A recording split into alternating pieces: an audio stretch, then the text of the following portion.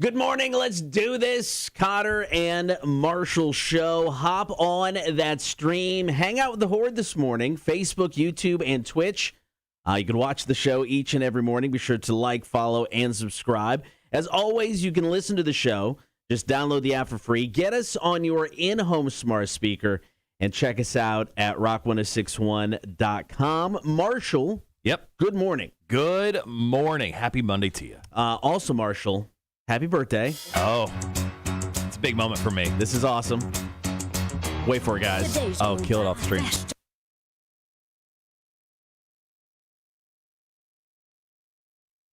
It's a beautiful song. Getting serenaded by Dolly Parton. Oh, my birthday. On your birthday. Hold on. It gets real. My first name is John. Remember that.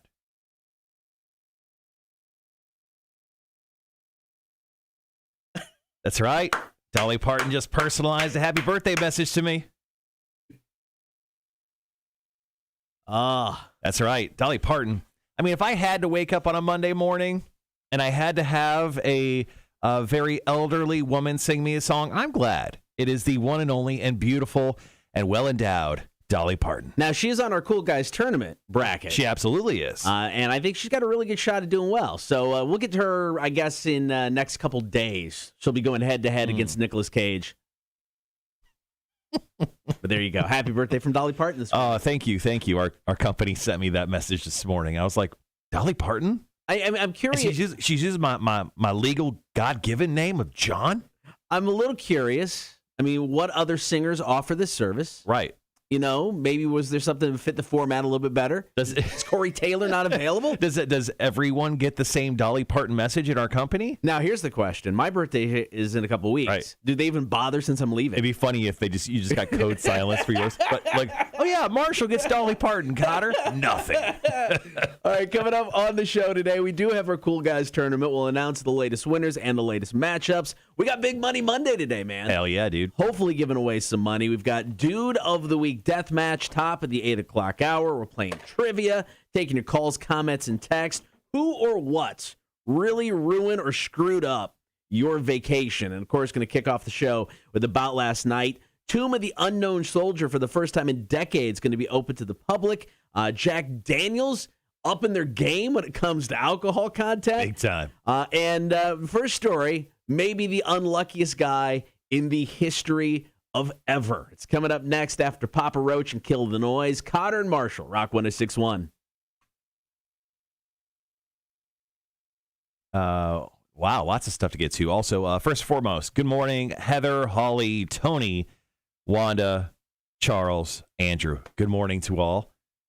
Wanda says, yo, I heard the restaurant next to y'all had a shooting last night. Oh, cool. Cool. Which restaurant? I'm guessing she means Taste of India right now. Oh, that wouldn't surprise me. You know it gets wild over there on Sundays. Dude, I roll up here at, 4:45. Yep. There are 2 weeks ago, people right in front of our door just drinking and smoking. Yeah, generally, I mean, it gets wild over there on Sundays. Taste of India, of all places, guys. Thank you so much for the birthday wishes, Holly, Tony, Wanda. Thank you so much. Big, bald, and sexy son of a bitch. I love you. Charles goes for the same for your birthday. I got you the same things last year, just twice as much. I didn't know you can give me that much sexy. Jeff, thank you so much. Thanks for throwing my first name in there. Yeah. Wanda goes, yeah, that one. Jesus Christ, Taste of India, just throwing bullets around. Yeah, that's not good. Glad maybe that's why our thing broke over here. Look for bullet holes in the wall. So Cotter and I came in this morning, and we have a stand that we put our camera 3 on, which is like our mobile camera. And here, I'll just break it off. It just popped off. Yeah, so we have this little stand, and it just straight up broke. So what's up with that? I'm not for sure. But, I don't know. I mean, because somebody... And once again, like I was in here yesterday. This was not broke. Yeah, I don't know. Yeah. I mean, maybe we hadn't moved it around enough to where we knocked it loose, but that seems very weird. It barely gets moved. I know. Yeah. Now it's just going to live as a giant silver snake dildo for the rest of its life. I feel bad for it. Heather goes, so what you doing today? Actually, that's a great question. I don't know specifically. I do have a Zoom call that I'll be doing with our consultants at 11. You'll be there too. This is probably our last Zoom call. Yep. Together. And then I think I may go to Foreigner tonight. Oh, nice. Yeah, so Foreigner is playing over at the Johnny Mercer Theater. So in honor of that, we have an extra set of tickets we're just going to give away to hang with me on my birthday tonight. Shoot. Okay. Now, here's the caveat. I may or may not show up. I may or may not stay for 2 songs and leave. Yeah. You will have to buy me a drink. Okay. And I may sing very loudly for my time there. You've seen Foreigner like 400 times. I love Foreigner. Yeah. And it's like, I love Foreigner so much, I'm willing to go see them on a Monday night. That's true. If that means anything. But we're going to do those tickets for Are You Smarter Than a Community College Dropout today. All right, guys, be right back.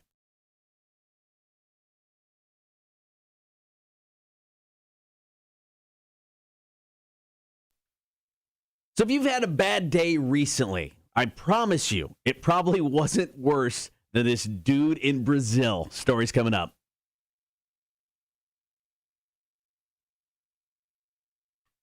Story number 1 about last night takes us to Brazil. 3 friends on a weekend fishing trip. Yeah. Just hanging out like bros do. Couple of dudes probably got some IPAs. Probably. Just sipping them on the water out in Brasilia. Sounds so nice. So they were on a lake. They're on their boat doing their thing when a swarm of angry bees started to attack the boat. Right. Not cool. Not cool at all. Mm-mm. They had no other option. They had to jump in the water. So all 3 guys jump in the water, start paddling their asses off, trying to get to shore. It's like a bad comedy, you know, road trip movie for some guys. Here's the thing: 2 of the 3 made it to the shore. Okay, was the third guy? Where was the third guy? Well, he was nowhere to be found. So the guys called the cops about their missing friend. Cops come out. Rescue workers are getting ready to head into the lake to try to track this guy down. That's when somebody said, whoa, whoa, whoa, whoa, whoa. You might want to hold off on that. This lake is filled with piranhas. I mean, like, this is crazy because according to history, piranhas are not exactly, I don't know, angsty against humans. No. Usually if you jump into the water, most likely piranhas will not touch a human because you're so big, they view you as a predator. Right. So most of the time, piranhas would not mess with a human, but this is not turning out good. Now, this buddy comedy just kind of turned into a horror film. Now, growing up, I think there were 2 things, like on old TV shows and movies, that you thought would kind of be have a bigger impact on your life.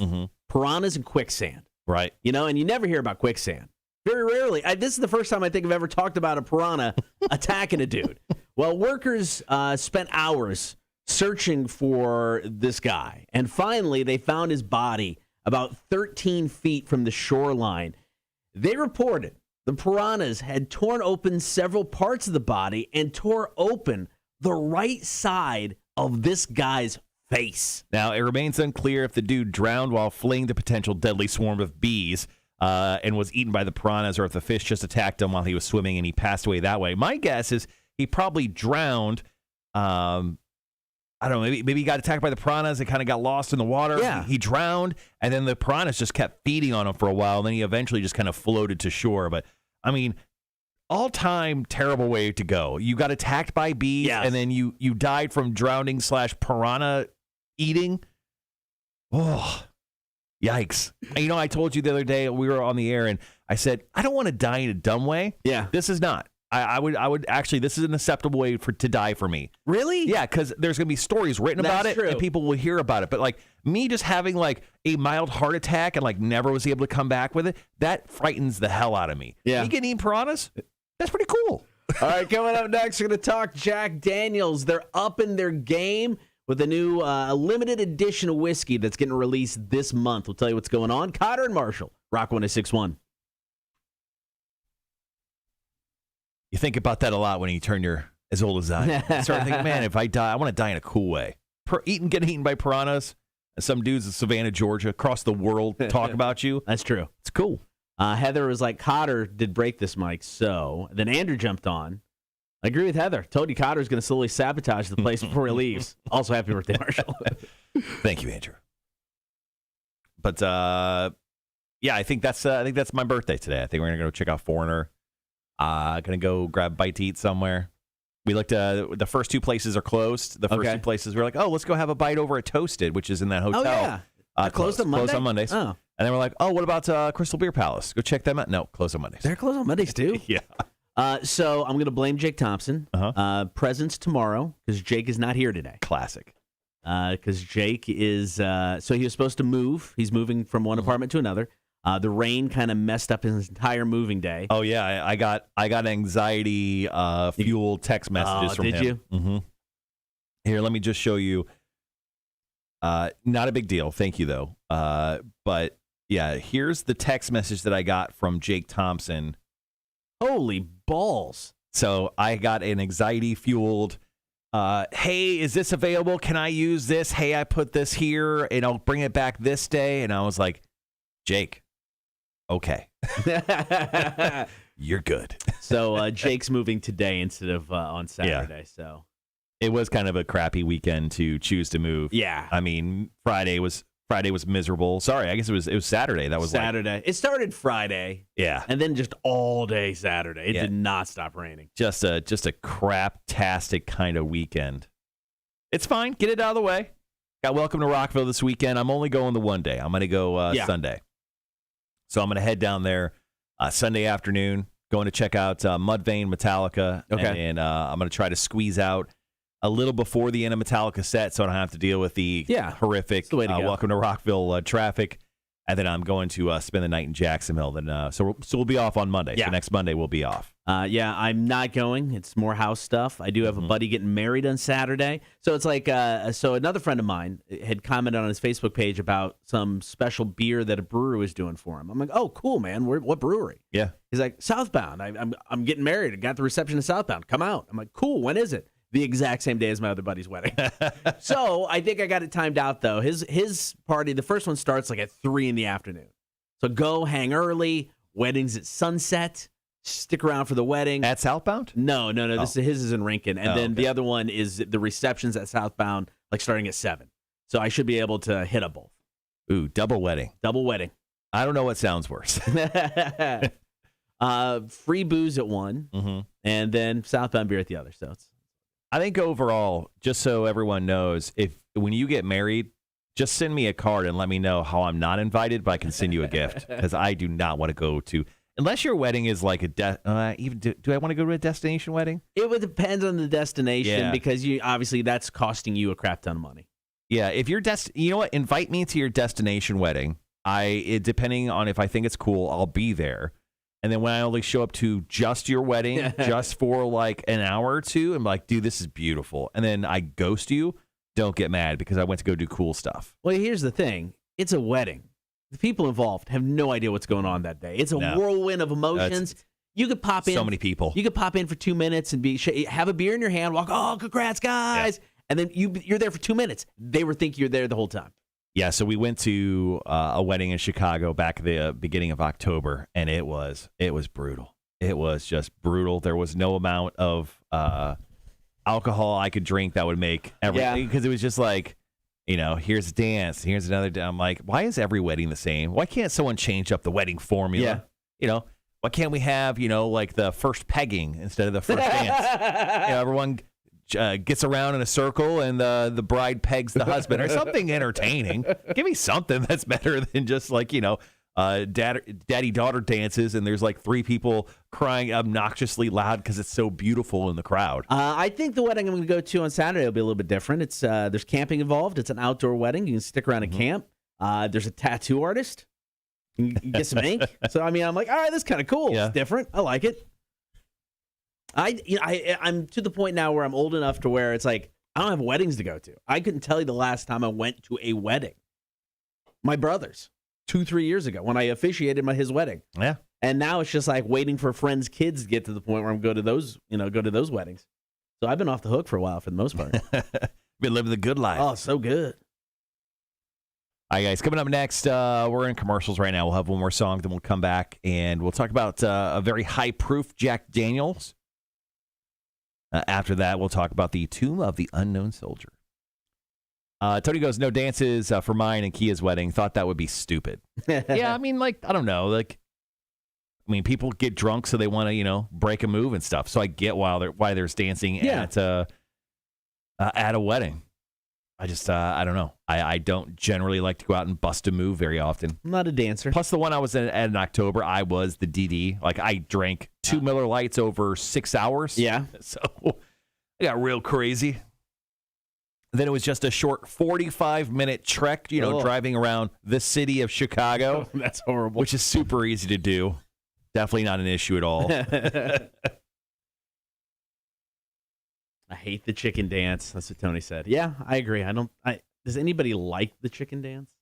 If you're over the age of 4, can you like the chicken dance?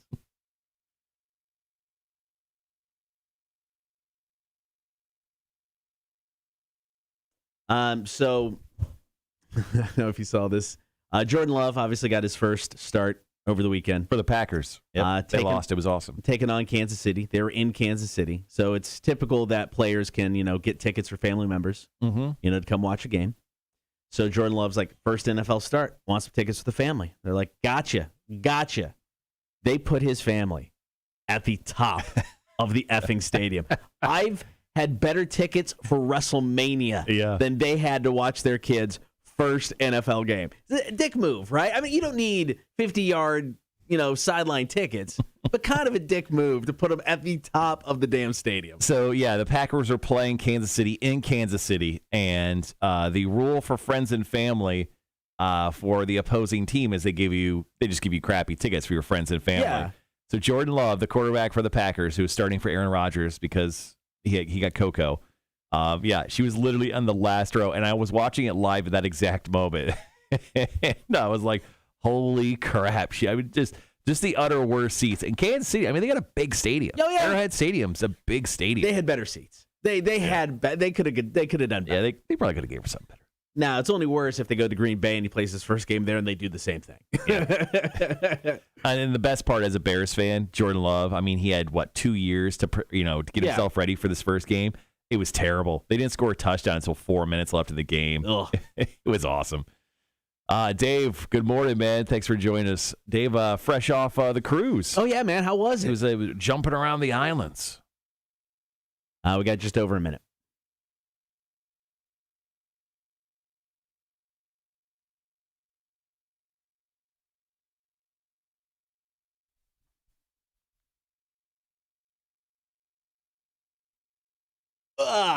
So I'm just looking at some of the biggest news that happened down over the weekend. This Astroworld thing down in Houston is crazy. Did you read any of that? I looked into it, man. That whole thing is just nuts. Yeah, I mean, it is. I mean, the story is massive just because, I mean, there was mass casualties at a concert down in Houston with rapper Travis Scott. But the craziest thing about it is 8 people died of heart attacks. Well, then the story about people getting, somebody getting pricked in the neck with a syringe, and then passing out. So I don't know what was going on. I mean, because then it was just the amount of people press people against the front of the stage. Yeah, I mean, it's just and there crazy. Was all sorts of stuff. You guys need to look into this. It's a wild story. All right, guys, be right back.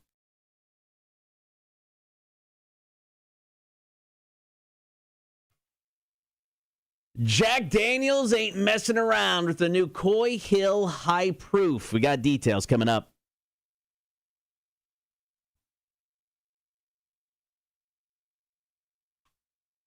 Story number 2 about last night. So a typical bottle of Jack Daniels is about 40% alcohol. So right. It's around 80 proof. Well, their new Jack Daniels Coy Hill High Proof, they're taking the game to a whole new level, depending on the bottle you pick up. It could vary anywhere from 137 to 148 proof. I mean, that's just shy of the Bacardi 151. It's basically 70% alcohol. I mean, this stuff it's flammable. It's highly, highly flammable at that point. I mean, I drank Bacardi 151 on my 21st birthday, and I couldn't imagine ever having another shot of it again in my life after that one singular day. But Jack Daniels, for some reason, is deciding to go into the high-proof game. Now, I guess, at least according to this story, a high-proof whiskey has been growing in popularity. There isn't an exact number. This is what makes it high proof. I guess like the standard right now, as long as it's like 110. Most are about 115 to 130 proof. I mean, Bacardi 151, the only time I've ever had it is like a floater on the top of a mixed drink. It's not something I'm shooting. I mean, so have you ever had like high proof whiskey? I can't imagine. I can't remember any time I've had high proof whiskey. Like I've had Bacardi 151. I took 4 shots of it on my 21st birthday, and I threw up within about an hour and a half. Classic Marshall, I know. But no, I can't think of any high proof whiskey I ever had. It just doesn't seem enjoyable to me. I mean, as I've gotten older, I was like, I like whiskey. You sip on some whiskey, I think that's good. I mean, you really sip on this whiskey. I don't know. It seems too much for me. 100%, and it's actually oddly very affordable. It's $70 for a suggested retail price for a bottle of this stuff. So I don't know if it's available locally in Savannah or Hilton Head, but I almost kind of want to get my hands on it just so I can like put it up on the shelf. I don't know if I'd ever honestly want to taste it. I mean, it would just ruin Jack Daniels, I think, for me. If I'm spending $70, I think I got to try it at least once. Now, if I'm spending like $200, then I have to try it. If I'm spending $70, it's like buying a trophy. All right, it is a 2021 limited offering. It does hit stores this month. Hopefully it comes to Savannah. I don't know. I'm curious. We got one more story to go in About Last Night. It is about the Tomb of the Unknown Soldier. The plaza, for the first time in decades, is going to be open to the public. Details after Godsmack. Rock 106.1. Wanda says, fuck Travis Scott. And another reason Cotter shouldn't move to Texas. They are crazy there. That was Houston. So just a mere 3 hours away. Yeah. I think it was 2.5. I think it's 2.5 because San Antonio's the closest. Houston's not bad. Don't mansplain Texas to me, you son of a bitch. Okay, don't mansplain it. Fair enough. Sorry. David had a great time on ship in Mexico. Lots of tropical drinks. David, do you have a go-to tropical drink when you're on the boat, or is it just like bring them all on? I'm going to try all of them. So Odell Beckham has officially been released from the Cleveland Browns, and he can be claimed by any team. Yeah. If he does get claimed, he gets to just choose what team he signs with. He is reportedly possibly going to be picked up by either the Seahawks, Saints, or Niners. I mean, I read somewhere that they were trying to reconstruct his deal to where it was not attractive for teams to pick up because he wanted to be a free agent. Yeah. So, but yeah, I mean, somebody's picking him up, man, right? You kind of got to. I mean, somebody. You would think so. I don't know. We'll see. Obviously, that has to be. I don't think it could be officially done until tomorrow, where he could be claimed. David said, I brought 4 different bottles of Bacardi rum back from the ship. Total $40. Damn. Variety, but mostly rum punch. Then Scott said, what did I miss? A little late getting on this morning. It's Marshall's birthday. That's what you missed. There's a balloon behind me. Hold on. That's how you know it's my birthday. Now your wife said there's cake. Did your wife bring in cake somehow? I have no idea. I think she worked with someone here to get cake into the fridge because we were both here yesterday. Okay. There was a balloon here. Okay. But now there's let's see, there's these energy drinks. Those are fun. I'm guessing they're mine. They were put on. There's like a birthday put on the counter, and then there's the balloon, and I guess there's cake in the fridge. I haven't gone and looked at it yet. Yeah. I kind of thought it was Mia, because Mia, that seems like something Mia would do. But then your wife said, she obviously had a hand in it. Yeah, I'm guessing Mac. And my wife teamed up. That makes sense. Yeah. All right, we got about 30 seconds. Thank you, Scott. Happy birthday to me. That's right. It is warm in here. I think I'm going to turn the heat down. I don't blame you. Yeah. Let's get a moment here. Yeah, I can snag that. I'm going to get coffee as we hit this commercial break. All right, guys, be right back.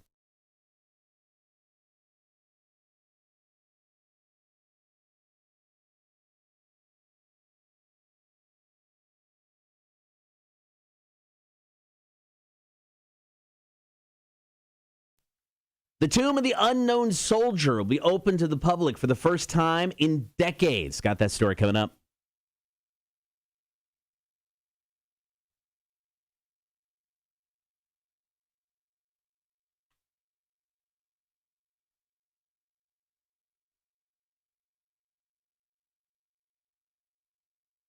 tomb rises above the rest, bearing this inscription: "Here rests in honored glory an American soldier known but to God." What makes the tomb of the unknown soldier so powerful? For some families, this is the only grave that they had to visit back in the 20s, but even still today. They really wanted to make sure that anybody could connect with that soldier, and that he could have been of any race, any religion. He could have been born in the U.S., or he could have been a recent immigrant.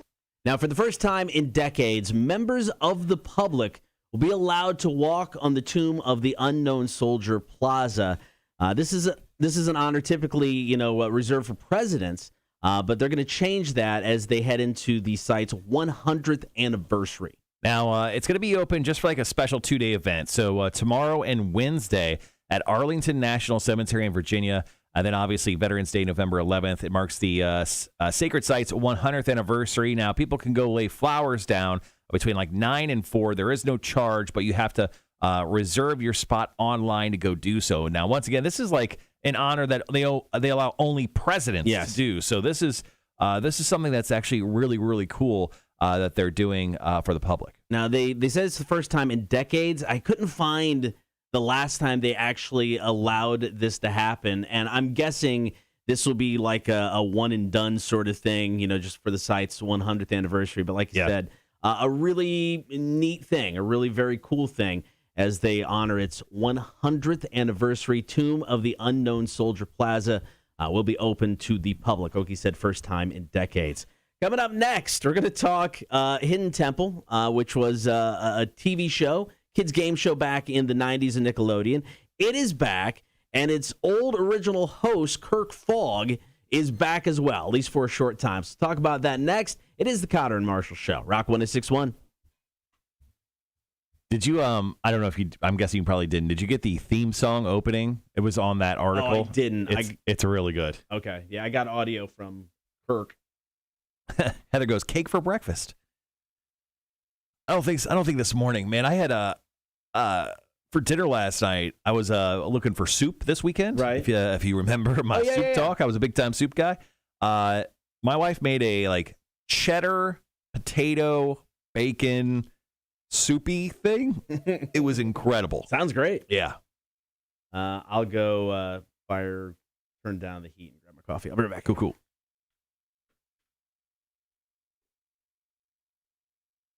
Tony goes, didn't they identify the guy in it back in the late 90s?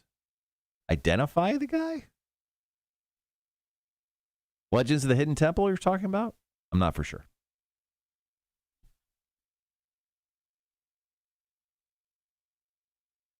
Oh, you're talking about the Tomb of the Unknown Soldier. I don't know. I don't think they did. I think the whole thing was the Tomb of the Unknown Soldier is supposed to be unidentifiable. I think they hold that secret quite close to the chest, so I don't think that's true. Yeah, I don't know. Everything that I've read, I would say no, they haven't. But maybe you know some I don't.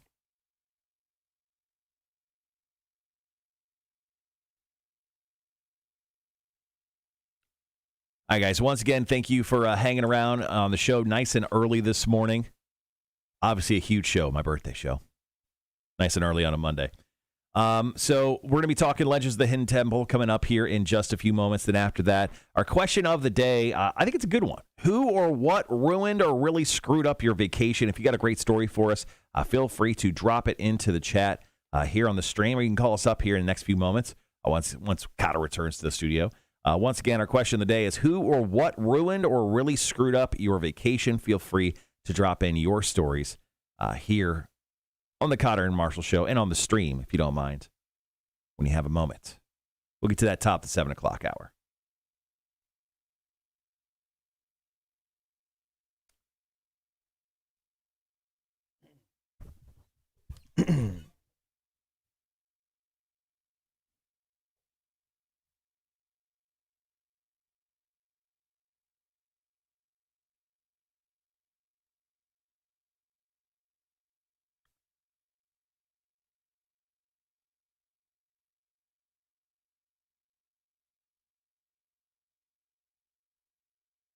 Okay, so so Tony threw down an article. They actually know who is buried in the tomb of the unknown soldier. Oh, really? So let's see. After they exhumed their body, and thanks to mitochondrial DNA testing, the Department of Defense scientists were able to identify the remains as Air Force First Lieutenant Michael Joseph Blassie. It's decided that the crypt that contains the remains of the Vietnam unknown will remain vacant. The crypt cover was replaced with a new inscription that now reads, "Honoring and keeping faith with America's missing servicemen, 1958 to 1975. Interesting. I had no idea. Thank you for sharing. Marshall, you should get a massage for your birthday. Just saying, I'm a massage therapist. Message me. Let's go. Scott goes, if I'm not mistaken, the tomb of the unknown soldier holds, I believe, just a foot of the serviceman. Oh.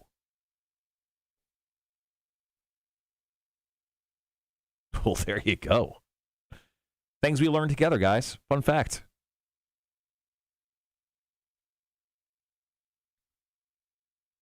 So, this is a big week this week. We have all sorts of stuff going down. Cotter and I are doing presentations this week for our boss for 2022. Yep. What else we got? Welcome to Rockville is this week. Yeah. Obviously, and this starts our birthday week celebrations. My birthday's today. Your birthday's next Friday. Next Friday, yeah. So obviously got a lot to work on. So I'm putting together a goodbye video for Cotter. So I've gotten some videos from some people, Okay. let's just say. All right. And I got a surprising one. I got a very surprising one Saturday. Okay. It's going to blow your mind. It's going to blow your mind. I'm ready. So I'm excited to share these videos, this video that will contain multiple videos with you. But what we'll do is I'll actually have the audio for this goodbye to you. Sure. What we'll do is I'll separate the messages so we can play them one by one, but people will be able to watch one big long video of people saying goodbye to you via the YouTube page. Can the people on Facebook stream see the Twitch comments? I honestly don't know. I think maybe not. Yeah, I'm not sure. I get them all. I use a service called ChatDoc, which allows me to see everything. You get everything on Twitch. You get everything on Twitch? Yeah, because it'll say Wanda's watching on YouTube, Scott's watching on Facebook. So yeah. Yeah, my system or my interface looks completely different from everyone else's. Just under 2.5 minutes. All right, so we have this story from Legends of the Hidden Temple. We're not using audio on this one. Yes, I do. Okay. I got him. Okay, talking. Cool. Yeah, then after that, we'll go into our story of the day, which I realized I didn't post on the Cotter and Marsh Show page. Yeah, I went to look for stuff this morning again. I'm like, did I miss something? Refreshing? I'm like, yeah.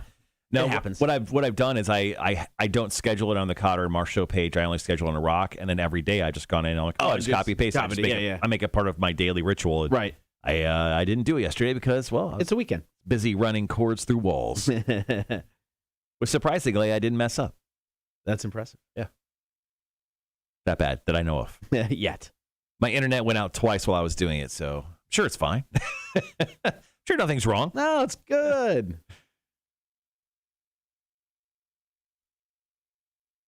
Charles says, ask Scott if his mom is Carolyn. Hey, Scott, is your mom Carolyn? How do you say Scott's last name? Biesenboss? Oh, I think so. That sounded good. Biesenboss? Biesenboss. It's a great name. Is that German? Biesenboss. Biesenboss. I don't know. Charles was just curious to know if he used to work with Scott's mom.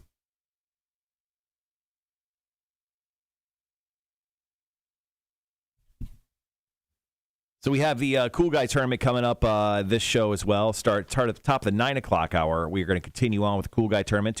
Got two great matchups that we'll get to.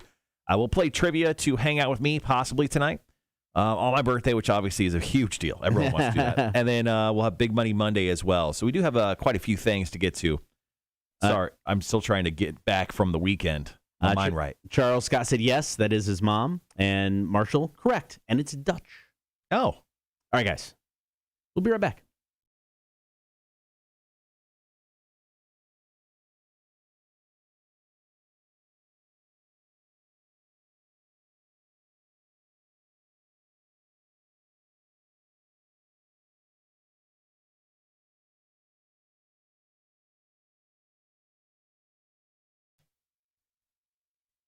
Good morning. It is the Cotter and Marshall Show. Now, back in the 90s, there was a show on Nickelodeon called Legends of the Hidden Temple. I believe I was just a tad too old for this. I did not watch it. I definitely wasn't. I love this show. Okay. Yeah, this show was awesome. Like there was like 4 different tribes, like silver monkeys and green piranhas or whatever. But this show was awesome. It was like a little bit of like, I guess just like a kind of like a American Ninja Warrior. Okay. Just like on a scale of 1 to 10 difficulty, like a -2. And then, there was a huge mountain they had to climb at the end. Okay. And then there was a talking like face in the wall. I mean, it was just like all the stuff as a kid I just thought was really neat. Now, the original host was Kirk Fogg. Now, they've brought the show back. It's on the CW now, I believe. Kirk is not hosting, but I guess he's coming back for several episodes. He's going to serve like as a mentor to some of the contestants. Well, TMZ, they recently caught up with him, asking him about the new series. This week, we've got, oh man, okay, I don't know, maybe I shouldn't say it. But, Go ahead and say it. This week we have some original contestants coming back. Original contestants. You're talking about people that were kids Yes. back in the day. I'm going to get in so much trouble for saying this right now. I love how he's thinking he's dropping, massive secrets from the MCU here. Oh, wait, I shouldn't say this in like some random TMZ guy's like, no, say it's like, Okay. all right, good point. I will reveal all the secrets. This show was awesome growing up. Now, it only lasted, I think, for about 3 seasons. Okay. But this show is well known and beloved to this very day. Now, our friend Jake Thompson over here from Bob 106.9, he is a huge Legends of the Hidden Temple fan. He actually owns merchandise from the show and still wears it to this day. He's got like a green monkey T-shirt that he has worn many St. Patty's days in a row. See, for me, the only one I can really think of was Double Dare. Double Dare was my show growing up. Yeah. I love that show. Mark Summers, man. Yeah. I mean, it was the business. I like, what do they call it? Getting gooed? Slimed? Yeah. Actually, good. That's a whole another different show. That's another show. I think I watched that this weekend. But there you go. If you're a fan of Legends of the Hidden Temple, Kirk Fogg is back. Plus, they're bringing back contestants. They're grown ass adults now who are just going to hurt themselves, Which would be hilarious. It'll essentially be like Wipeout at this point. Oh, dude, that's it. I'm in, 100% in.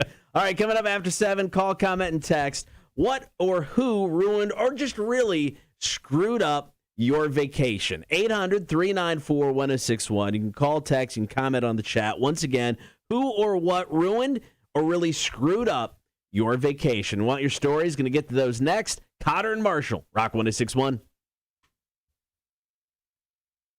Tony goes, you can also tell Heather that she can come work for me and see you all the time if she's looking for a job. Maybe Heather just loves being. Actually, better question, Cotter. Yes. Why do massage parlors owners and mobile massage parlor people love us? Because we have Tony who owns massage parlor. I don't know. Is that a technical term? No, it's not a parlor. She'll kill you for that. And then what? It's my birthday. I can see where the fuck I want. And then Heather Davis, who's just like a mobile one. I mean, why do people who rub people for a living love us? I don't know. Nobody wants to touch us. It's gross. No. I mean, so yeah. Have you seen Gotter's back? No way. This is see, I told you. Yeah. This is a massage clinic. It's a mystery. It's one of those mysteries that will go unsolved. For years. Yeah. Because it makes no sense. Rubbers love us. Is that better? You like that name better? I do. Rubbers. Yeah, rubbers. Tony, I don't fucking own a parlor. Motherfucker. And it goes clinic. Just mess with you guys. Charles, Tug Temple. Tug Temple. All right, that's funny. We're children. Come on, you know better. All right, guys, moving into our call-in topic right now. Who or what really screwed up your vacation? Just go ahead and let us know via the stream chat today. Would appreciate that. Or if you got a great story, feel free to call us as well. 1-800-394-1061. You can also text us at that same number.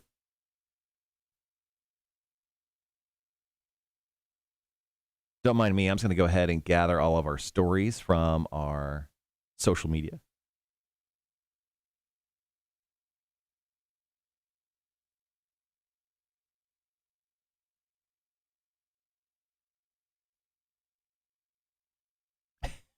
Tug Temple. Still great.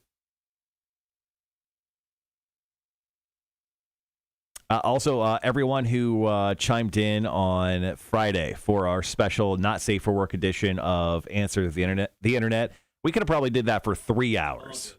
It went by so quick. It did go by very, very quickly. Yeah, that was fun, guys. Thank you for hanging out. That was a lot of fun. But yeah, thanks for hanging with us on Friday. Let's see. Let me go back here. Actually, Heather, dropped some knowledge on us there. She goes, actually, historically, massage therapists were called rubbers when it evolved to masseuse, and we all know where that went. And now we are called licensed massage and bodywork therapists. Oh. Look at Heather dropping the knowledge on us. Rubbers. Holly goes, Friday night show was great, by the way. Yeah, now that we did it once, now that I thought about it, I'm like, we should have did it like quarterly. I know, right? Like I would say like every quarter. We should do a fun little special, like hour special on a Friday. You and the new co-host. Who? Yeah. Literally who? Don't know. Haven't got that far yet. Yeah. That seems like a lot of work. Oh my God. Yeah, Lindsay dropped a massive story on us.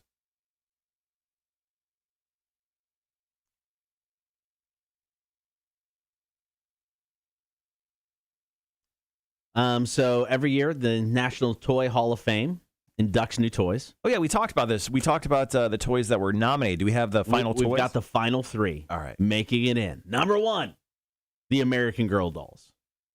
Oh, yeah. Yeah, luckily I avoided those with my children. That's just like a money trap from hell. Yeah, the neighbor kid that we were close with in Vegas liked them a lot, so we went and bought her one. It was like $100. They're not cheap.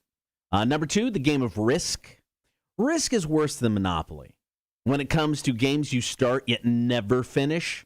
Yeah, I don't think I ever played a game of Risk, honestly. I played it a few times with a buddy in high school, but it's just one of those games that just takes way too effing long. Never finished. Number 3, I love when they induct stuff like this. Number 3, sand. Like from a beach or sandbox. I mean, as a kid, playing in a sandbox. Sure, yeah, it's interesting. American Girl dolls, Risk, and sand. I mean, like a stick, I think, is in the Hall of Fame.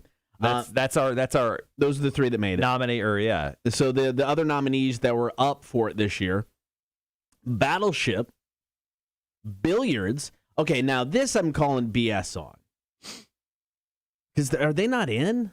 There were 9 other finalists. Oh, Cabbage Patch Kids. How is American Girl dolls in before Cabbage Patch Kids? Yeah, that seems like that's ludicrous. That's crazy to me. The Fisher-Price corn popper, the little rolling thing that you would roll. Oh, yeah. Mahjong. Love Mahjong, actually. Masters of the Universe toys. The Pinata. Settlers of Catan. And the toy fire engine. How is... American Girl dolls before Cabbage Patch Kids? Come on. You know, before you get a massage, you have to, like if you book it online, you have to, like, answer, like, this list of questions, like, is there any areas that bother you, any of that stuff? Right. Is there an area that you want us to, like, specifically work on? Right. I feel like Big, Bald, and Sexy Charles, he just writes Mahjong. Is there a spot you want us to work on? He just writes Mahjong. So if they're like, sir, what is this? Oh, sorry, I was Oh, shit. I feel like that's 100% of Mahjong. Get it? Oh, that's good. Wanda goes, $100 is cheap for those dolls. American, yeah. Or maybe we bought her like an accessory to one of those dolls, like an outfit or something. I don't know. It was expensive, whatever the hell. All of it's pricey. Yeah. Do you have a story? I don't really. Okay. That I can think of. I didn't go on too many vacations as a child because we were poor, and the ones we did go on, they were, hilariously entertaining ones, like going to visit my uncle and watching Grumpy Old Men 2. I think I've already told that story. Yeah. So I've shared several. So I've got one of my brother's last go to Disney with my parents. I could tell that story. Okay. It did not go well. I felt so bad for them.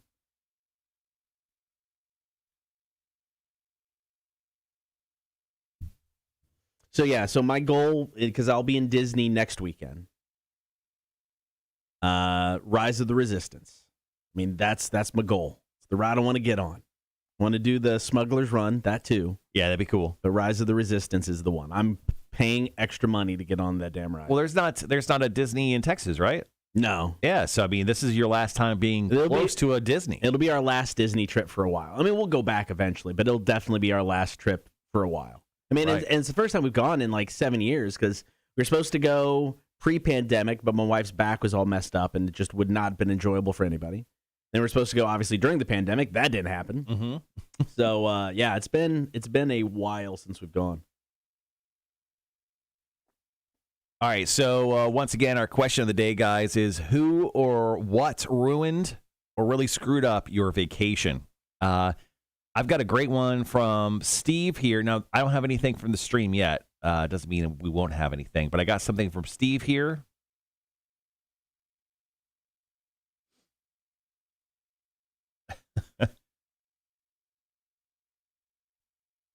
I got something from Rana. Tony's back too on our. What's that? Tony is back. Oh yeah, Tony Canfield. He loves us and loves our show. Bringing up Lex and Terry again. Biggest fan. Oh man.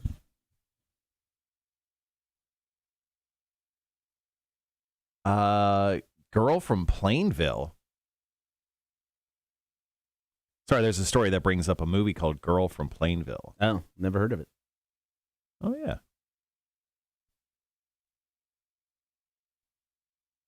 Let's see. The Girl from Plainville is inspired by a true story by Michelle Carter's controversial texting suicide case. Who was in the film? It was a TV series.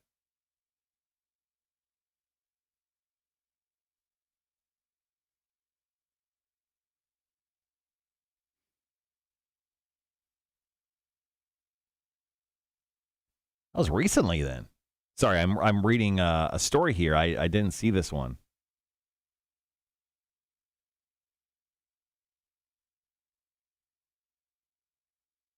Oh, there's some big stars in that. Holy shit.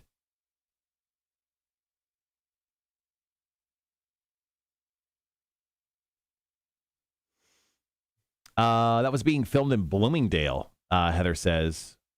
So funny. Yeah, Heather Harris on Facebook says the filming of The Girl from Plainville on Tybee. Crazy. Okay. That's cool. I've got a couple. So let's see. You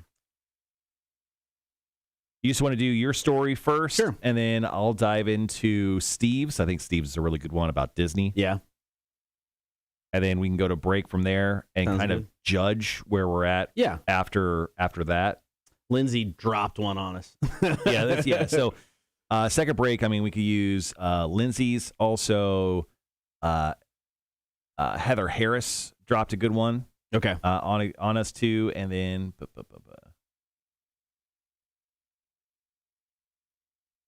Arana had a good one too. So. Okay. We still got about 7 minutes. Okay. All right, guys. Once again, question of the day is who or what ruined or really screwed up your vacation? If you got a great story for us, feel free to call us up, 1-800-394-1061. You can also text us to that same number or just drop your stories into the stream chat this morning. Once again, thanks for joining us nice and early on the Cotter and Marshall Show. Had a good weekend. I mean, obviously, we kicked off the weekend with our live stream. Had a little like Jack in the Box game night at my house afterwards. Had a few people come over. Thank you, Allie. I had a few people come over and play some Jackbox games. That was fun on Friday. Saturday, obviously. Saturday, honestly, if it wasn't for my wife, I think I would have laid on the couch the entire day.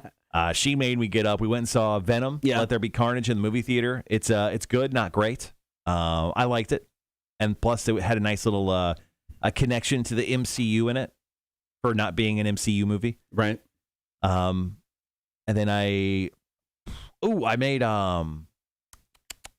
Irish coffees that night. So, nice. I was just doing Irish coffees with some Jameson and some Kahlua in them. Nice. That was delicious. Or Bailey's, sorry. Okay. Bailey's. And then yesterday, I just decided I wanted to run Ethernet in my house, and I got about halfway done with the project, and I go, good enough, Marshall. Good enough. Pat myself on the back. I'm like, why don't you go lay down for a while? You deserve it. Yeah, Saturday, picked up my wife's car. Fuel pump got replaced. It had been replaced a few months back, so I didn't pay a damn thing. That was great. Then we went and hung out with some friends, probably the last chance we'll get to kind of before I leave. So we were going to meet up at Two Tides. So the wife and I were a little bit early, picked up her car. So we go to Two Tides. I mean, I've never seen it this busy. I mean, it was crappy outside. It was cold. It was so packed. So we had like 8 other people coming. So I'm like, there's no way we're cramming in here. So we grabbed a beer, and then we went over to Mood Rights. And we walked in over yonder. Mood Rights packed. Over yonder, it was decent for over yonder, but the band was getting ready to play. The place is so small. I mean, it's great to go see live music, but we were hoping to talk. Yeah. So there was no talking, So we're like, well, yeah, what do we do? So then we went back over to Mood Rights. The place had cleared out. So we just hung at Mood Rights, went back over to over yonder. We were there until about, 9 o'clock. Ooh, late night for you. Late night. Well, we started drinking at, 3. Damn. So it was fun. It was a good night. And then Sunday, just all house stuff, man. All house stuff. Back to the grind. Getting carpet. 1 box a day. No. We did good. We did good. So we've 2 got, boxes? At least. Oh, damn, you must be exhausted. You want to lay down for a while? Maybe. And then I got a guy come over to clean the carpets today. It's getting power washed tomorrow. Mm-hmm. Hopefully movers coming in to give us an estimate to look at things. And then it should be on the market here in about a week. So hopefully I'll sell a house soon. Your house is going to sell so stupidly quick. I've been looking just on realtor.com at houses, and like every single house I click on is contingent, pending. It's your house is going to sell within, I'm going to go ahead and say 2 days of listing. Are you serious? Yeah. Damn. Oh, we'll see. It's funny because it's like, I was talking to my realtor, and she told us what she wanted to what we could put it up on the market for. I'm like, oh, wow, that's way more than we were thinking. Awesome. Yeah. So I told my wife, because she was at school when the realtor came over to look at the place first. And I told my wife, she's like, did you hear her right? I'm like, yeah, no, I heard her right. So they met up. His wife had a few more questions, and she asked her about 3 times. Are you sure? I was like, oh, yeah, we're going to put it up for that much. So yeah. No, it's stupid out there right now. Allie, yeah, thank you, happy birthday, buddy. Sherry goes, happy birthday, Marshall. Thank you so much. Wanda says, yes, it will go really quickly. You'll have more offers than you think. I bet you probably have 3 to 4 offers within the first 48 hours. We know of at least 2, maybe 3 people who are already interested. Yeah. So, yeah, I think we'll do okay. Yeah, it's stupid. I was just kind of like looking, just projectly what I could sell my house for and what I have left on paying it. I have like over $100,000 in equity in my home. Yeah. The actuality of equity I have in my home, nowhere close to that. But in the current climate, it's awesome. Yeah. Yep. So that'll be good. So we'll get that done. And then I still got to find a storage unit somewhere in Austin. Yeah. You'll find a spot. You'll go to that beautiful, Fog or what's the places that are close? There's Travis, there's New Brunsville. No, New Brunsville's too far. There's Pflugerville. Yeah, that's the one you want to stay away from. Round Rock. Yeah, move to Round Rock. That's the one with the shooting. No, with the is that the one where they pulled the gun on the kid? No, that was Buda. Yeah, that's Buda. Round Rock is where the baseball team is. Oh yeah. Yeah, you move to Round Rock. If you don't move to Round Rock, depending on actually how you really feel, I'm never visiting you. So yeah, I don't know. We're not going to start looking for a place to live until it gets closer to April. Lane says, I would sing to you, but the neighbor's dogs would howl. Oh, just shoot a video. I'd love to see that. Little chorus of dogs behind you. Wanda says what you should do if you don't have it planned at this time is when you put it up on the market, make sure you have a set date for all the bids to be in by. So now it's just not sitting. So it's not just sitting there. Yeah, I mean, that's just for your realtor. Your realtor just needs to say, like, it goes up on Monday. All bids need to be in by Wednesday at noon. Yeah. And then we'll let whoever know. Yeah, then at that point, your realtor's like, here's a list of bids, and then like the amount of money. Who's paying me the most? Well, I mean, there's a good chance they're going to probably bid over the amount you put it on. So, and you'll just, at that point, it's not about taking the highest. The ones that can actually do it. Yeah. It's about like your realtor knowing anything about the people who put the bids on. Like, do these actually, have they been pre-approved for a home loan? Yeah. Can they actually get a home loan? All right, guys, thanks for joining us once again this morning. We're about 2 minutes out from going back on the air here at Rock 106.1. Our question of the day is, who or what ruined or really screwed up your vacation? If you got a great story for us, drop it into the chat or call us up 1-800-394-1061. Still hot as fucking here, right? I thought it's cooled down a little bit. Okay. Yeah. It is a little warm. But that's our question of the day. If you got a great story for us, go ahead and drop it in. If you don't, well, just sit there. You're about to hear some great ones. Cotter, you're going to once again start off, and then I'll follow that up with Steven. Watched Cable Guy too many times. It's been a while since I've seen that one. It's incredible. And then after that, we'll head to break, and then we'll divvy it up from there. If we decide to break it into two, we could talk about... there's all sorts of stuff we can talk about in the third break. Oh, Mamacita, thank you for your birthday wishes. I appreciate it. How'd you know it was my birthday? Because of this egregiously large balloon behind my egregiously large head? Hello. So at no point did I ever think I'd make it to 39 years old. And once again, this goes back to our conversations of all the dumb shit that I've done in my life, how I'm still alive to this point, just so you know, surprises even me. We'll be right back, guys.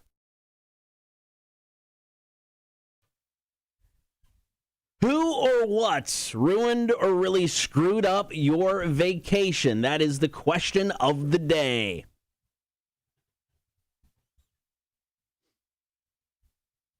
Good morning. Thank you for hanging out. Get on that stream, Facebook, YouTube, and Twitch. You can hang out all morning long. Like, follow, and subscribe while you're there. Now, this morning, we are taking your calls, your comments, and your text, 800-394-1061. Who or what ruined or really screwed up your vacation? Now, I've told the stories about, me when we were younger with my parents. How you become emotionally scarred. Yes. Turned into this weird shell of a man that you're currently living as. Yeah, I blame my parents.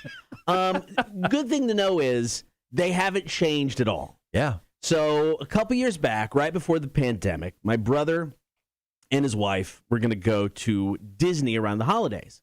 So they came down, spent Christmas with us, and then they're going to go to Disney. Well, they took my parents with them. Ugh.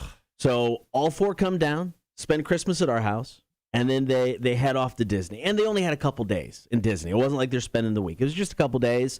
So you really want to get the most out of those 2 days. Yeah, but bringing old people with you to Disney doesn't seem like the best idea, Cotter. It's not the best idea. I mean, I've told the stories about when I was like 13 years old, my parents not getting along on vacation.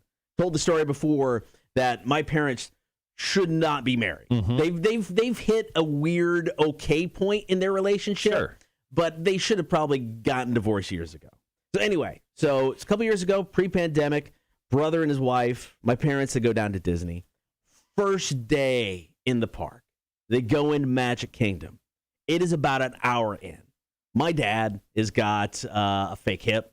Right. My dad's got at least one fake knee. It may be two. I don't know. So my brother's trying to convince him to get one of the scooters.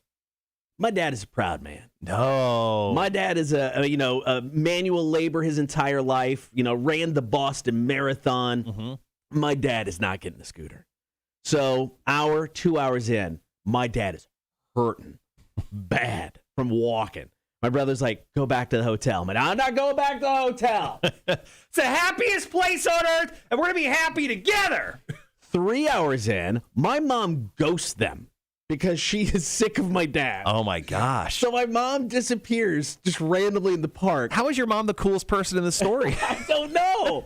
So my brother and his wife are kind of stuck babysitting. And I love my dad. My dad is an awesome guy. But he is so proud. And my brother still, I mean, for like 4 or 5 hours, just tried to convince him to go back to the hotel room. He's like, nope, I'm doing this. Yep. Wouldn't go on any rides because he just hurt. You know, so he's not riding any rides. So he's standing in line complaining. My brother and his wife are trying to make him happy. My mom, no idea where she's at. She's getting hammered. Just rolling. Like at Epcot, totally different park. She's like double birds, like from miles away. She's the best person in this story. Just roaming the park. They finally met back up with her. They got a hold of her. But instead of staying until close, because once again, they only had 2 days. You make the most of it when you got 2 days. They ended up leaving the park like at 6:30. Oh, no. And go back to the hotel room. And my dad, just kind of moaning and whining the entire time. My mom, not paying any attention to anything, what's going on. They sank so much money into this trip. And my parents just completely pulled the rug out from under them. And I'm trying to think, because they had 2 days. And he said the second day they went in and they kind of ditched my parents. They just kind of did their own thing. But day one, Magic Kingdom, your only day there, it was babysitting my dad and just trying to convince him to go back to the hotel room, which he would not do. Yeah, my wife and I talk all the time. Like, we should go on a vacation. Like, we should go to like this tropical place. Hey, do you want to invite these people? And it's just me for the next like 10 minutes going, here's why that's terrible. Yeah. Because you could never, unless they're exactly kind of your same age, exactly, like unless you know them extremely well and they're doing very great as a couple, everything, it could go very badly. Could ruin your entire vacation. Yeah, inviting friends or going vacation on friends, especially on a big money vacation, to me is so risky. Because if you go to a place like Disney, you may have different things you want to do. Now, if you're okay with splitting off and going your separate ways, awesome. But I mean, sometimes you're stuck in just awkward situations. Yep. We've done a couple vacations, like big vacations with friends. And for the most part, thankfully, they've been okay. But there's been a few to where you're like, I'm just really uncomfortable with them right now, and I kind of want to do my own thing. And you feel like a dick for wanting to go do something different. Yeah, and sometimes you just feel oddly compelled to like hang around them. Yes. It's just a bad situation. Once again, our question of the day is who or what ruined or really screwed up your vacation? Talking about Disney, Connor, I got here one from Steve. I got to tell this one. He goes, we took an RV to Disneyland. We quickly figured out that RV really stands for ruined vacation. He goes, cooped up, everyone on edge, etc. After paying for everything. All my dad's girlfriend was said it's been real, it's been fun, but not real fun. He goes, that was a real life lesson for me. Man, could you imagine paying for everything, taking your dad, also not your mom, your dad's girlfriend, which obviously you do not care for probably at all. And then at the end of the trip, she's like, it's been real, it's been fun, but it's been real fun. And I'm like, you're just setting her on fire with your eyes the entire time. I'm sending her a bill. Yeah. Hey, Dad, can I get her address real quick? I'd like to invoice her. What? Yeah, don't worry about it. Who or what ruined or really screwed up your vacation? Call, comment, and text now. 800-394-1061. We got more of your stories next. This is Fozzie Insane, Rock 1061.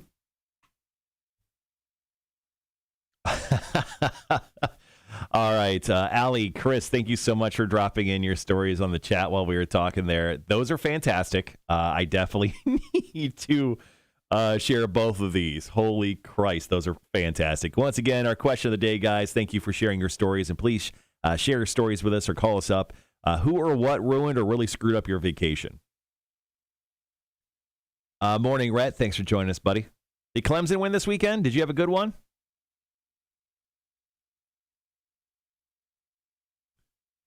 If you think you're having a bad morning, I don't know if you saw Elaine's story, Cotter. I haven't. Elaine says, woke up this morning and put on my glasses. They fell off my face. Screw fell out. I've been looking for a tiny-ass screw all morning.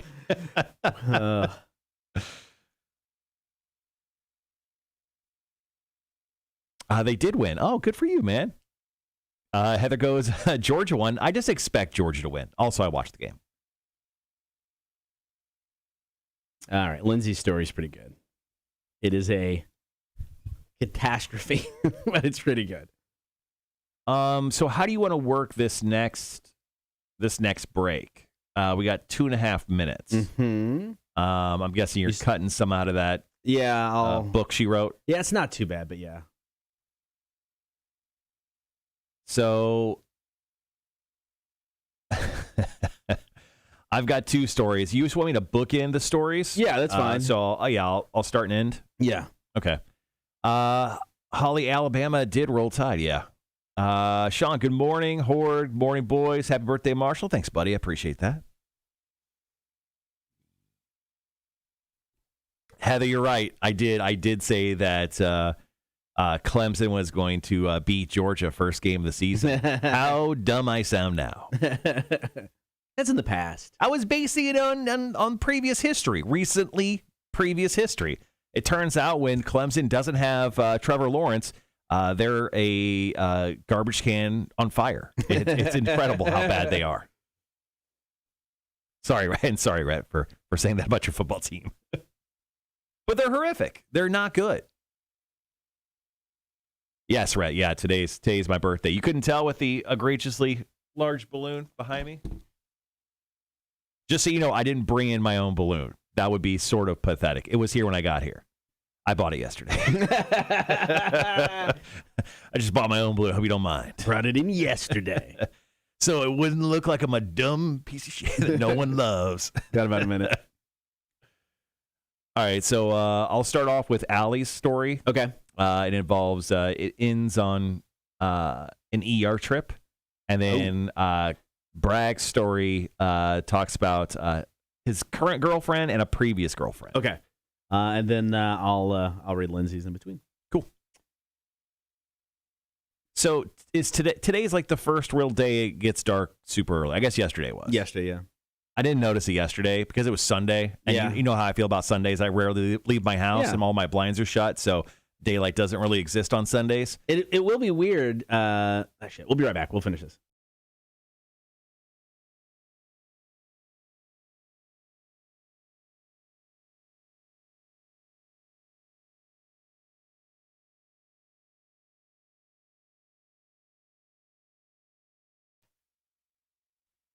Who or what ruined or really screwed up your vacation? More of your stories coming up.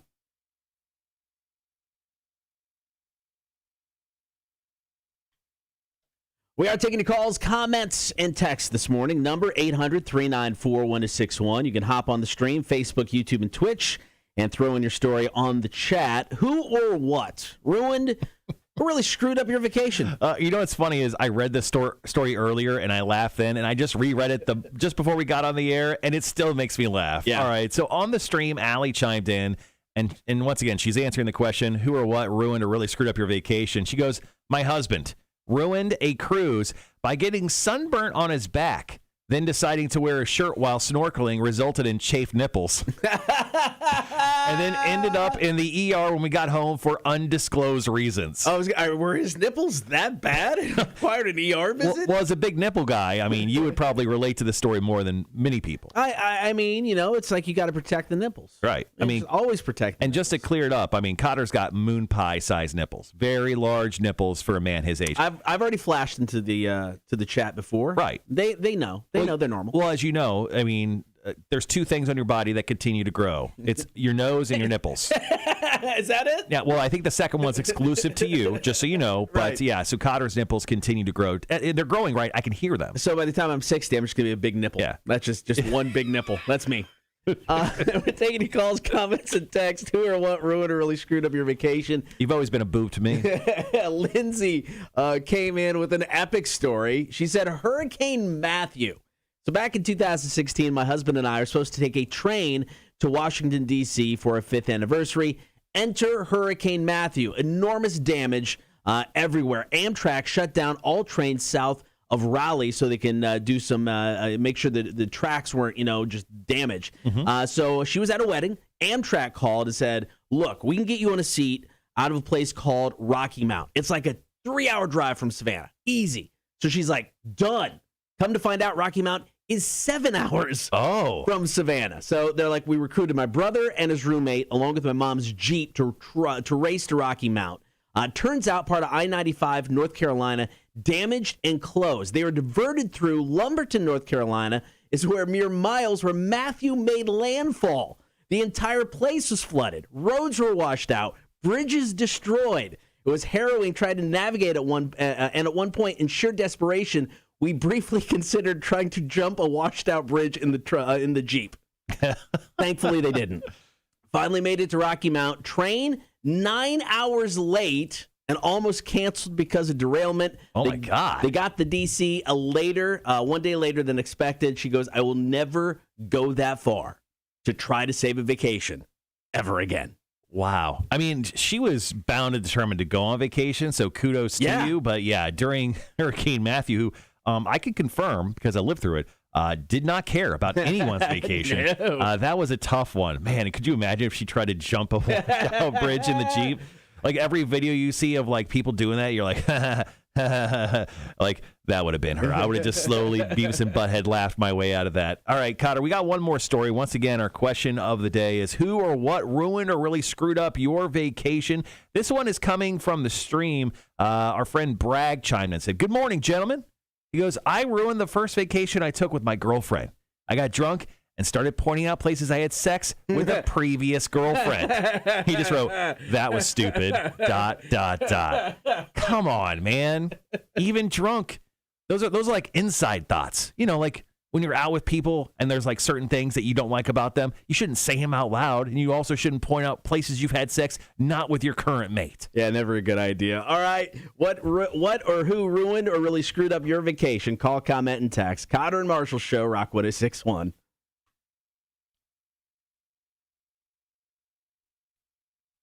Ooh, Wanda said a wreck ruined our vacation. We were coming back from seeing my family. Traffic in Jayville sucked. The douche rear-ended us, and Bree had to go to the ER. Good Lord.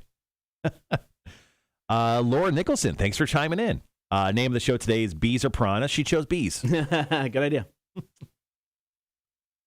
Rhett says his birthday's the 17th. Where's a bunch of November birthday boys? Mine's the 8th. Right. Rhett's the 17th. Yours the 19th. Yeah, nice.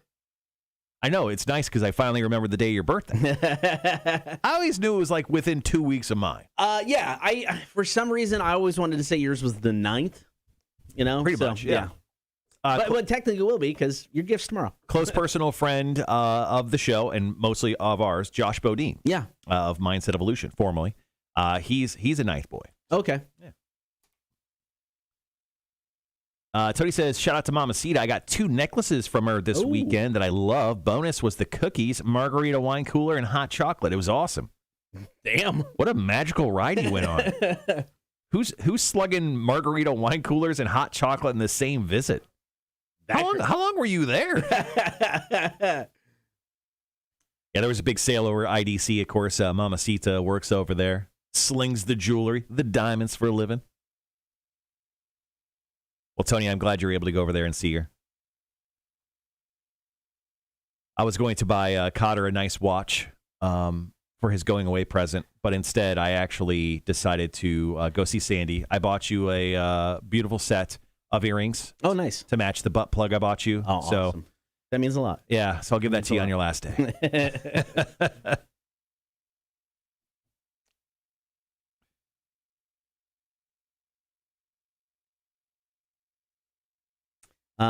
We will definitely go straight into trivia. Yep. What do you said you have a couple more over there? Let's see. I mean, I'm working from the Facebook stuff at this are you? point. Okay. Yeah. Bragg says my son Jacob's birthday is also November 19th. That's a good day. Yeah, a lot of November birthdays, man. It's a great month to be married. Or not married. Birthed. Well, what is 9 months previous is February, right? Yeah. Which makes sense. It's cold outside. It's Valentine's Day. People are banging. Getting it on. I mean, it's really, technically, isn't it like into January? What? I mean, because the whole 9 months starts. Isn't it February now? Well, yeah, but it's February, but don't you have to like take into account like 2 weeks for you to like be created? Oh, I don't know the birthing process. You had children, don't you? Don't you know this? It was 20 years ago. Yeah. I forgot. Okay, so when the sperm shoots out of your body, Cotter, it goes inside. Where there's sperm inside the goo. Let me break it down. Yeah, take notes. when when the goo shoots out of your dildo. That your wife filled with another man's semen so she can have children. And then you shot into her. Yeah, it takes like a baby thing takes a minute to cook up. Sure. And then suddenly, yeah, it's like the timer goes off for 9 months. I'm pretty sure that's how birthing. From inception, it's roughly 40 weeks. Yeah, you just use weeks.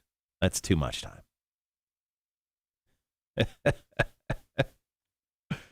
Too funny. So we're not going to get to our Cool Guys tournament until the 9 o'clock hour today because of due to the week. However, voting starts at the same time. So we'll get to our first matchup where you can vote on Facebook here in about 6 minutes. And then the second matchup will go up at about 8:30. But we'll run down the specifics today around 9 o'clock. So yesterday was the 26th anniversary of Allison Chain's self-titled album release. In case you want to feel older than you already are. 26 years. So I was 13? I was 13 when that damn album came out? So this is the album with the dog on the cover? Yeah. I hate that I can now have I have those stories now of I played that when it first came out. Because I played that when it first came out. See, I was 30. I played it. I heard it on the radio probably. It's like it was one of those albums because the station I worked at back then, ironically, was Rock 106, not 106.1, but Rock 106, and it played a lot of classic rock, but it did play new stuff. But they were really slow to get to some of the new songs, just because their bread and butter was the classic rock. It was Sure. the station that made the classics classic.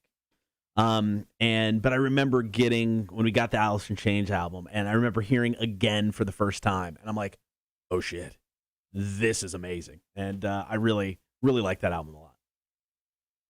Yeah, good old Allison Chains. Also just featured in that Lock and Key series that I'm watching. There's a cassette tape of Allison Chains. Yep. Yeah. So yesterday, or actually last night, they released the first poster from the new Spider-Man film. Okay. No Way Home. So on the film poster, it's Spider-Man kind of in a crouched Spider-Man-y position. Sure. It's got Doc Ock's like legs, right? Then it has sand in the background. Oh. Then electricity coming down as well. And then in the background as well is a very visible, very much Return of the Green Goblin. Yes. Is it Willem Dafoe? Don't know, but I mean, it's the costume of the Green Goblin from the very first Spider-Man film with Tobey Maguire. Please be Willem Dafoe. I mean, it's got to be. They had to keep so much stuff close to the chest. I mean, the movie's coming out 5 weeks from now. Holy crap. Yeah, it's December 17th. Dude, okay. Now that I'm heading back to Austin, Alamo Drafthouse, I'll be watching that movie with beers and nachos in front of me. You better buy your tickets now. I got a feeling. Yeah. So the poster came out yesterday, and people are already saying Sandman, Electro, Green Goblin, and Doc Ock. So that leaves 2 spots because there's the Sinister Six. Right. And this is what this movie's kind of going after. So I wonder who the 2 other villains are going to be. There's tons to choose from. I mean, yeah, because they got to go new with some of these, right? You don't want to go in the past with all of it. Well, I mean, technically, there's the Vulture, Shocker. Yeah. There could be the Lizard. I mean, they've got a bunch of other Spider-Man film villains they could choose. Isn't there? Did they just cast a villain? Was that a Spider-Man villain? What was it? Is there a Hunter guy? Craven, yeah. Did they cast that? They did, yeah. They're going to do a Craven film, but that's like a Sony thing. Oh, okay, so I don't think they're going to touch that. I think they're going to probably go from. They may have one new one, like maybe they'll choose the Vulture, and then maybe they'll choose one we haven't seen or one from the Lizard. I don't know. Red says, I'm watching Lock and Key 2. Lock and Key, man, I like season 2 is really good. Cotter's already seen all of it. One of the rare cases where Cotter's actually way ahead of me on something here when it comes to shows. I'm 7 episodes deep, 8 episodes deep. 10, I think, total. Mm-hmm. Yeah, it's good. It's really good. It was a good season. I'm curious because, you brought it up earlier. Your wife read the comics, said they're darker. I almost like to read the comics because, I can see where this could just be utterly dark. Yeah, I mean, that's one of those series I want to read. And then there's another series called Invincible that Robert Kirkman from The Walking Dead created. They're doing a cartoon show on Amazon, and it's incredible. It's rated RRR. It's so awesome. All right, we got about a minute and a half. How do you want to do this? Let's figure that out. What's left is several short ones. So Heather's, I think, is really interesting because it's the filming on Tybee there. kids, horrible Wi-Fi, money. Those are all ones we don't need. I think Rana and Heather's is good. Do you see those? Yep. Okay.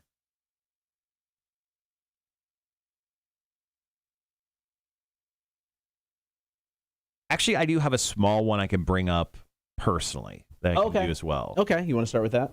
Yeah, let's go ahead and do that. All right, start with that. I can do Rana's. Dustin's is kind of funny. Is Dustin's? It was the very first comment. Oh, there we go.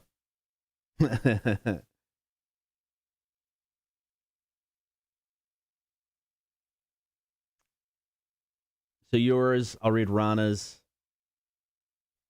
Didn't you want to do Heather's? Yeah,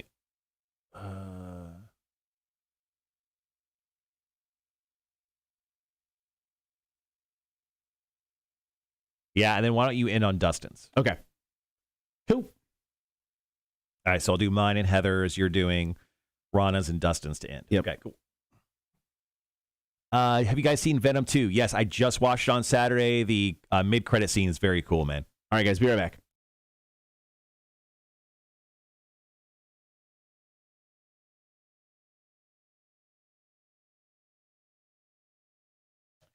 Who or what really ruined or screwed up your vacation? Got more of your stories.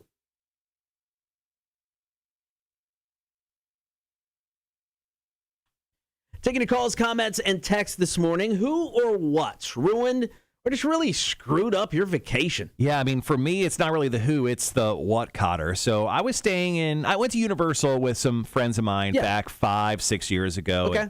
And, we went a little cheap on the hotel, and that was our bad. I mean, it was not the greatest, but also not the worst hotel I've ever stayed in. But it was sometime in the middle of the night, we heard some people arguing, and then we kind of heard a noise, like maybe kind of a car peeling out. Okay. And it was almost like a trash can kind of got hit, so I don't think anyone kind of really worried about it. It's not like anyone was like shooting a gun or anything. Right. But we woke up the next morning, and it was my buddy Tim.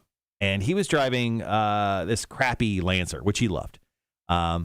We come out, and someone absolutely clocked his quarter panel. Oh, no. And he actually, his bumper was kind of, or quarter panel, it was kind of falling down. So we did surgery on his car. Using zip ties, we were able to zip tie everything back together. But yeah, it kind of put a damper. I mean, we just came back from Universal. We only went the one day. We were leaving the next morning. We were going to go get breakfast, but we spent like an hour zip tying his car back together. Funny enough, I don't think he actually fixed it at all. And about like 3 months after that, he went and bought himself a new car. Oh, good for him. Who or what really screwed up or ruined your vacation? Rana hit us up on Facebook. She said a friend who had such deep-seated issues with her family.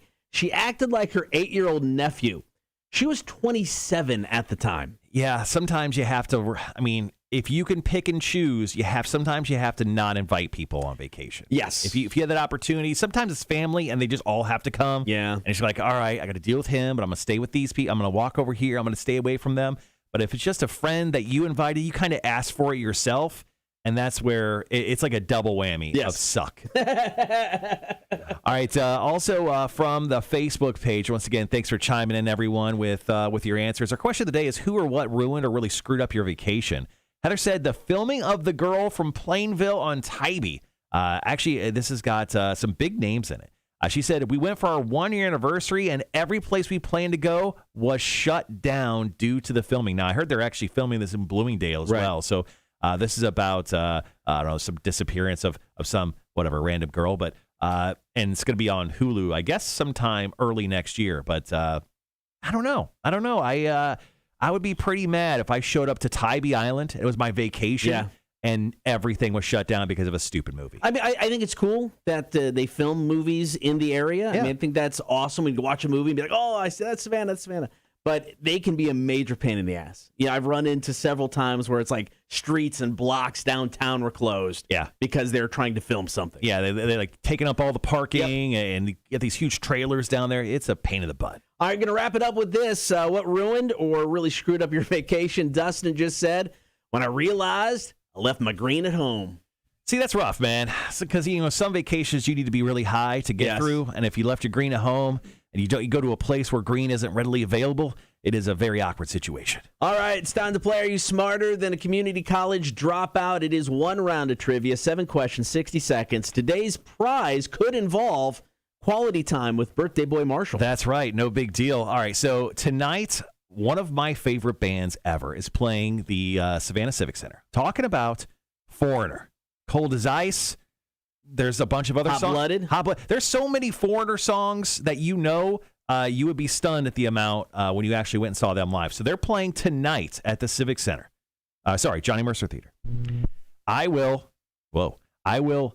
give you tickets to sit right next to me. Now, there's a couple caveats to these tickets, all right? So first and foremost, first person to call in, you'll win those tickets. Then you play trivia against one of us, 1-800-394-1061. I may or may not show up. When I do show up, it may be halfway through the set, and I may be drunk. When I do show up, you have to buy me a beer. And then 3, I may not drink that beer, and I may be gone by the time you come back with it. So there's lots of caveats, but I think I'll be there for at least a little while. I'm definitely leaving early because I have to do the morning show. But anyway, first person in is going to be taking on one of us in trivia. Are you smarter than a community college dropout? Next, Rock 106.1.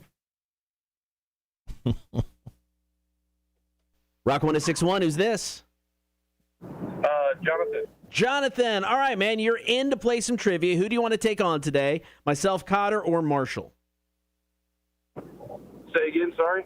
Who do you want to take on in trivia, Cotter or Marshall? Marshall. All right. Cool. All right, man, 7 questions, 60 seconds. Your time will start as soon as I finish question number 1. If you don't know the answer to a question and want to pass, feel free to do so. And if we got time at the end, we'll come back to it, okay? Sounds good. All right, here we go. Question number 1. Bay, picture, and transom all refer to what specific type of building feature?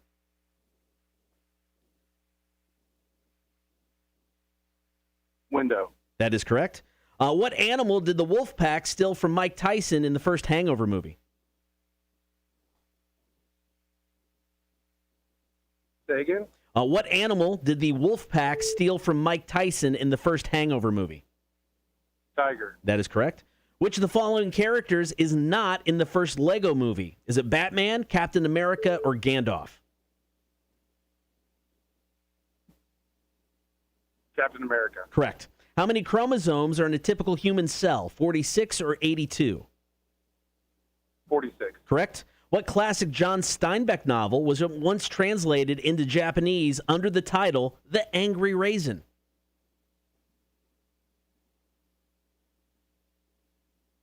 Say again? What classic John Steinbeck novel was once translated into Japanese under the title The Angry Raisin?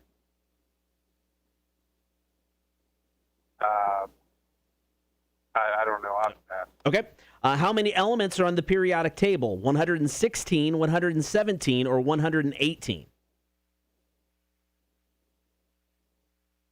118. That is correct. Last question. What MCU actor is supplying the voice for Buzz Lightyear in the new Disney Plus animated TV show, Lightyear?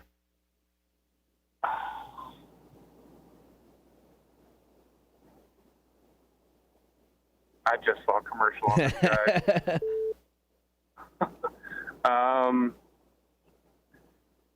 Got a few seconds. Tom Hardy. Incorrect. But, man, you got 5 out of 7. Let me get Marshall here. Jonathan got 5 out of 7. What the hell, dude? Are you trying to beat me on my birthday? This is screwed up. All right, Jonathan, hang out for a second. We'll be right back, okay? Sounds good.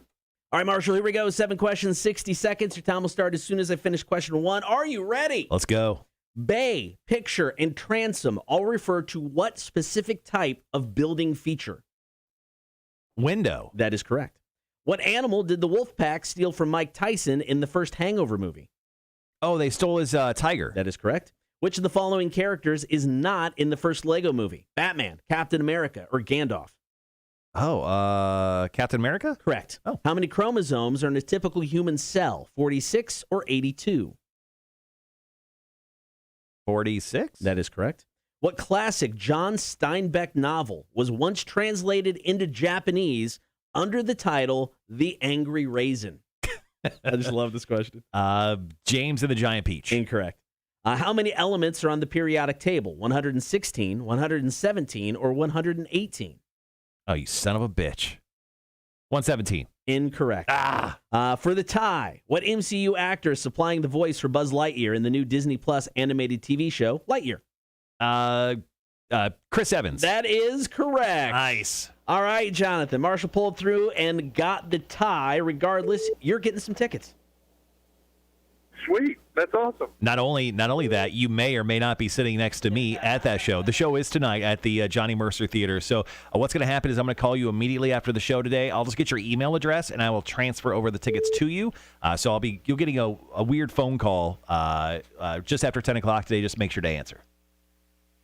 Sounds good. Will All right. do. Thanks, All right, man. Thanks, man. See you. Awesome. Thanks, guys. Thank you. All right, let's go over the correct answers real quick. Bay, picture, and transom are all different types of windows. Transom? Transom. Never even heard. What kind of window is that? I don't know. It's shaped like a dildo or something? only in a perfect world. The guys in The Hangover stole Mike Tyson's tiger. Captain America, not part of the cast in the first Lego movie. There's typically 46 chromosomes in a human cell. The John Steinbeck novel that was translated to The Angry Raisin, The Grapes of Wrath. Of course. Of course. Funny. How many elements are in the periodic table? It's 118. And Chris Evans will be supplying the voice of Buzz Lightyear in the new animated TV show, Lightyear. Back at it tomorrow at 7:30. Are you smarter than a community college dropout? Cotter and Marshall, Rock 106.1. Just glad I didn't lose there. It would have been a bad look on my birthday. All right, guys, we'll be right back with audio. Cotter's going to edit that up.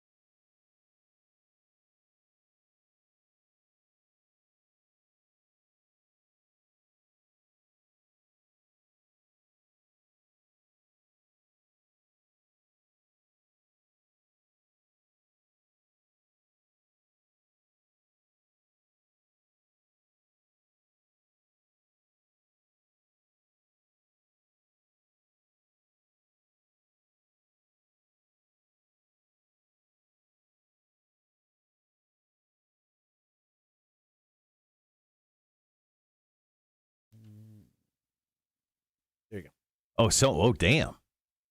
Cotter, did you see this? No. So on the chat, Lane said, last time I went to a Foreigner concert, my guy best friend reached over and kissed me. Awkward week or so after that. I don't think we have still talked about that. Oh, man. Foreigner just kind of set the mood. Hot-blooded, check it and see. Elaine, come over and get on top of me. That's what he was saying. Jeremy says the beer's on tap tomorrow. Ooh, we gotta figure out that name today. We'll figure that out here in just a moment. Once we kind of get done with editing this up here in a second. Once again, thank you, everyone, for hanging around with us this morning. Yes, there are a lot of restrictions to go see Foreigner, possibly next to me tonight. One of them being I may or may not be there. I thought that was a good one. I mean, it's true. Marshall said he may show up. Don't know yet. It's like next week I got tickets for ZZ Top. It's going to be, I'm going to go, but there's a really good chance I can stay the whole time. Yeah, I mean, I still got to look up to see what time Foreigner goes on, but I'll probably show up late and leave really early. Yeah. I'll probably stay around for like a good 30 minutes-ish. Lane goes, laugh my ass off. Yeah, not happening. Apparently she doesn't want her best guy friend, getting up on her. I guess that's awkward for your husband. Unless you consider your husband your best guy friend. And that's also weird that you wouldn't want that. All right, guys, coming up on the second half of the show today, we're already halfway done, which is crazy to think. Dude of the Week death match is coming up top the 8 o'clock hour. This week we have some very nice children, which is rare because most of your kids really suck, versus another dog, which I love the dog story, but you know what? I'll go ahead and say I think the dog beats the kids this week. It's a pretty epic dog story. Yeah, it's a pretty great dog story. Now, we'll also do Big Money Monday at the bottom of the 8 o'clock hour, so just a heads up there. Your chance to win. So if you want to go ahead and get your name in the running, 1-800-394-1061. Text us your first name and then a number between 1 and 9. That is your opportunity to win $50 from us. If the number 69 lands, you'll win $100. We'll explain it all further here in a bit. And then obviously we'll hit up our Cool Guys tournament. Got our next two matchups. I think the next matchup goes up here in the next 15 minutes or so. And then the other one will go up around 8:30.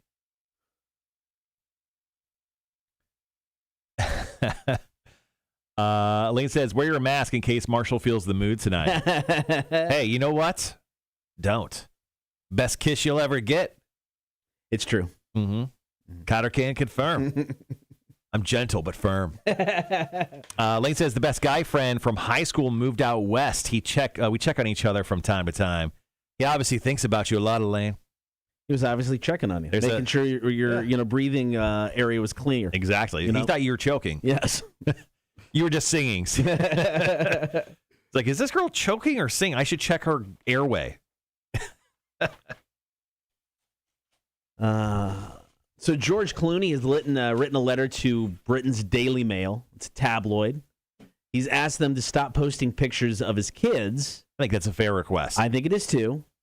But he's scared they're going to be targets for international terrorists. Yeah, I mean, celebrities' kids. Yeah, I mean, I get that. Now, here's the thing. He's not just being paranoid. His wife, Amal, is a human rights attorney, which often involves, quote, confronting and putting on trial terrorist groups. So he said, we take as much precaution as we can to keep our family safe, cannot protect our children if any publication puts their faces on their cover. Yeah. Please stop posting pictures of George Clooney's kids. He said, we've never sold a picture of our kids. We're not on social media and never post pictures because they to do so would put their lives in jeopardy. Not paranoid jeopardy, but real-world issues with real-world consequences. Damn. Yeah, paparazzi, man. That's... Yeah. Yeah. Mike, good morning. Also, thank you for the birthday wishes. I appreciate that. I think when I was very young, I think I guessed that I was going to be 28. I thought, you know what? A good 28 years. That's my guess on how long I live. Yeah. Kudos to me for outlasting it by 11 years. So when it comes to your birthday, Cotter, yes, Facebook wishes. Yeah. Facebook birthday wishes. Yeah. Are you a reply to every person with a just like? Do you comment on each post? Or are you a blanket one post on top of everyone's? Yesterday, thank you so much for your birthday wishes. I typically go in and like all the comments. Okay. And then I will reply to some. Okay. Not all. Not every No. comment's the same. No. I mean, if you're somebody that I interact with, or have a more current relationship with, I'll reply. Right. I mean, if it's just somebody, from high school that I haven't talked to in 10 years, 15 years, whatever, a like's fine.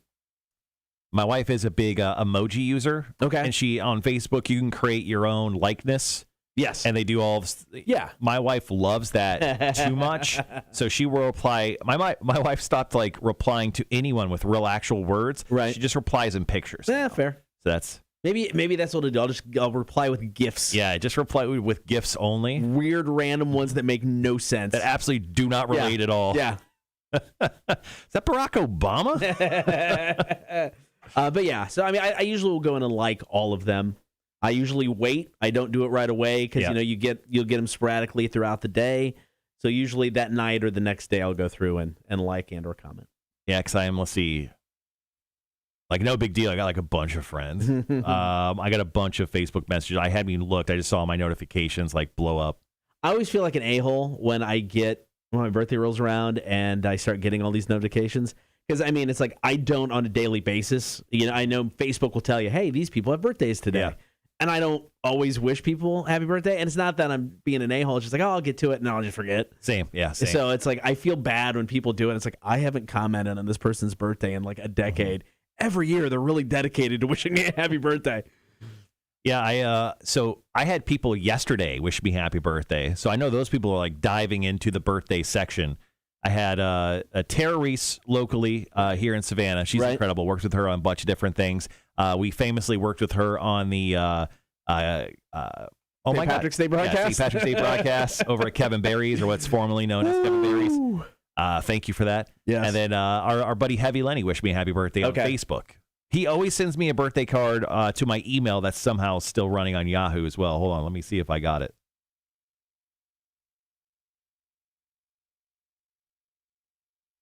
Ooh, I did not. It's funny. So it's I haven't, so Heavy Lenny is a record rep. So, he's just out there pushing music. So he's been doing this for decades. I mean, he was old, I think, when I started. Mm-hmm.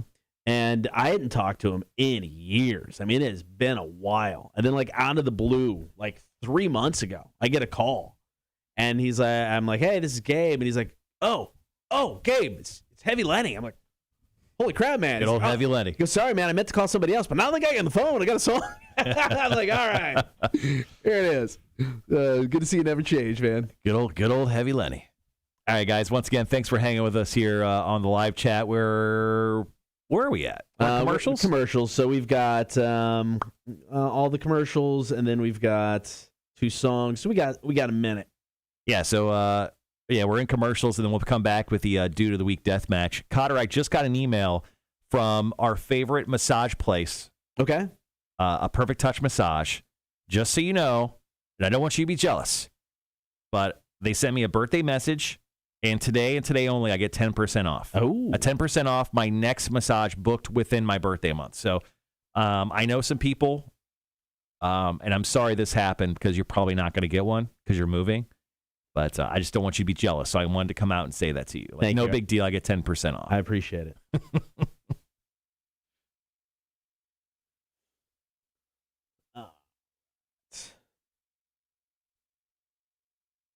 Wanda, I don't know if you're still around. Wanda?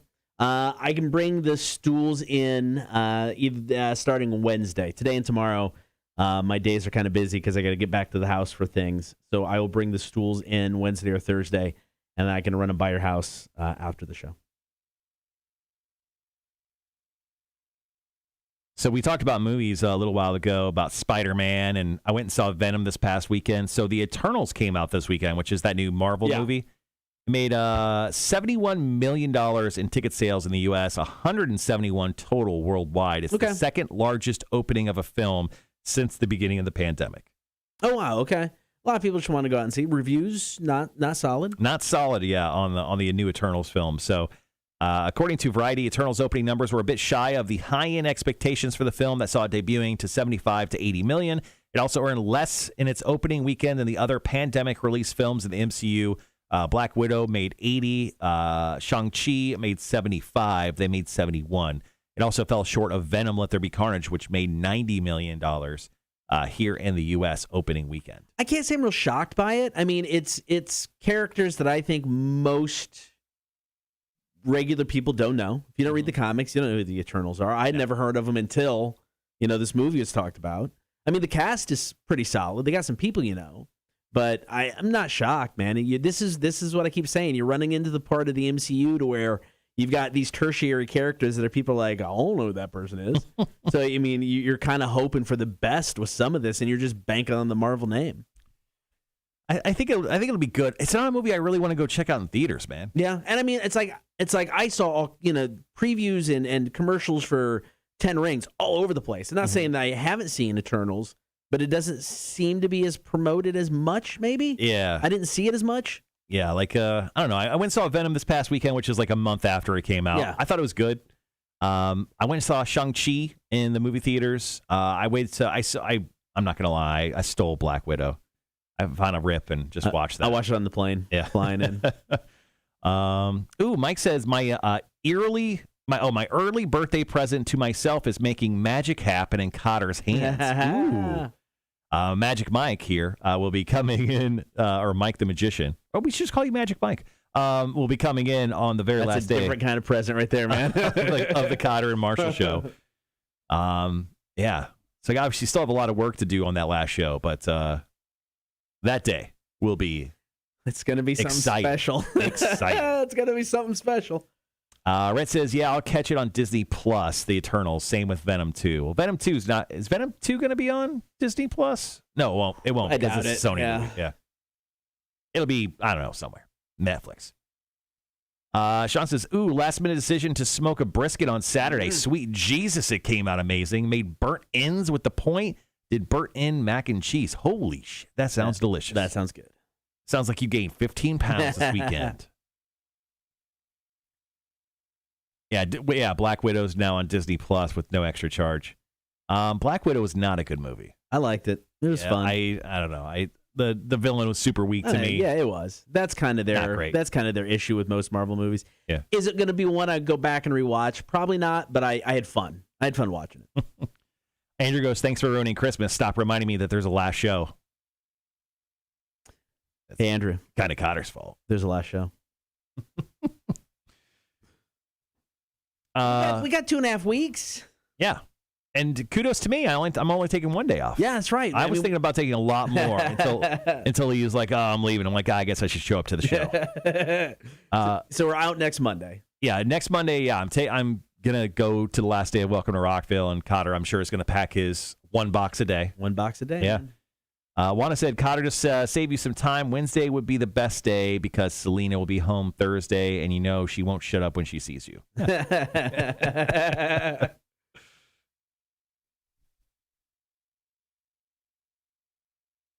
That's funny. Yeah, okay, I'll swing by Wednesday. F you, Cotter. Thank you, Andrew. Thank you. So we got a full week of shows this week, 4 shows next week, and then the final week, just 3 shows Monday, Tuesday, Wednesday. Now, to be fair, we wouldn't have been here Thursday and Friday anyway. Yeah, it's Thanksgiving. It's Thanksgiving and the Friday after. So yeah. And I think it makes a lot of sense for us to end the show on a Wednesday. I mean, it just really shows our a half-committed nature. Our commitment to the show. Yeah. We couldn't even finish with a full week of shows. We're like, Wednesday, this shit's good. We'll end it here. On that last day, we do have to cram in. We will have Big Money Wednesday. Yep. And we will go until we get a winner.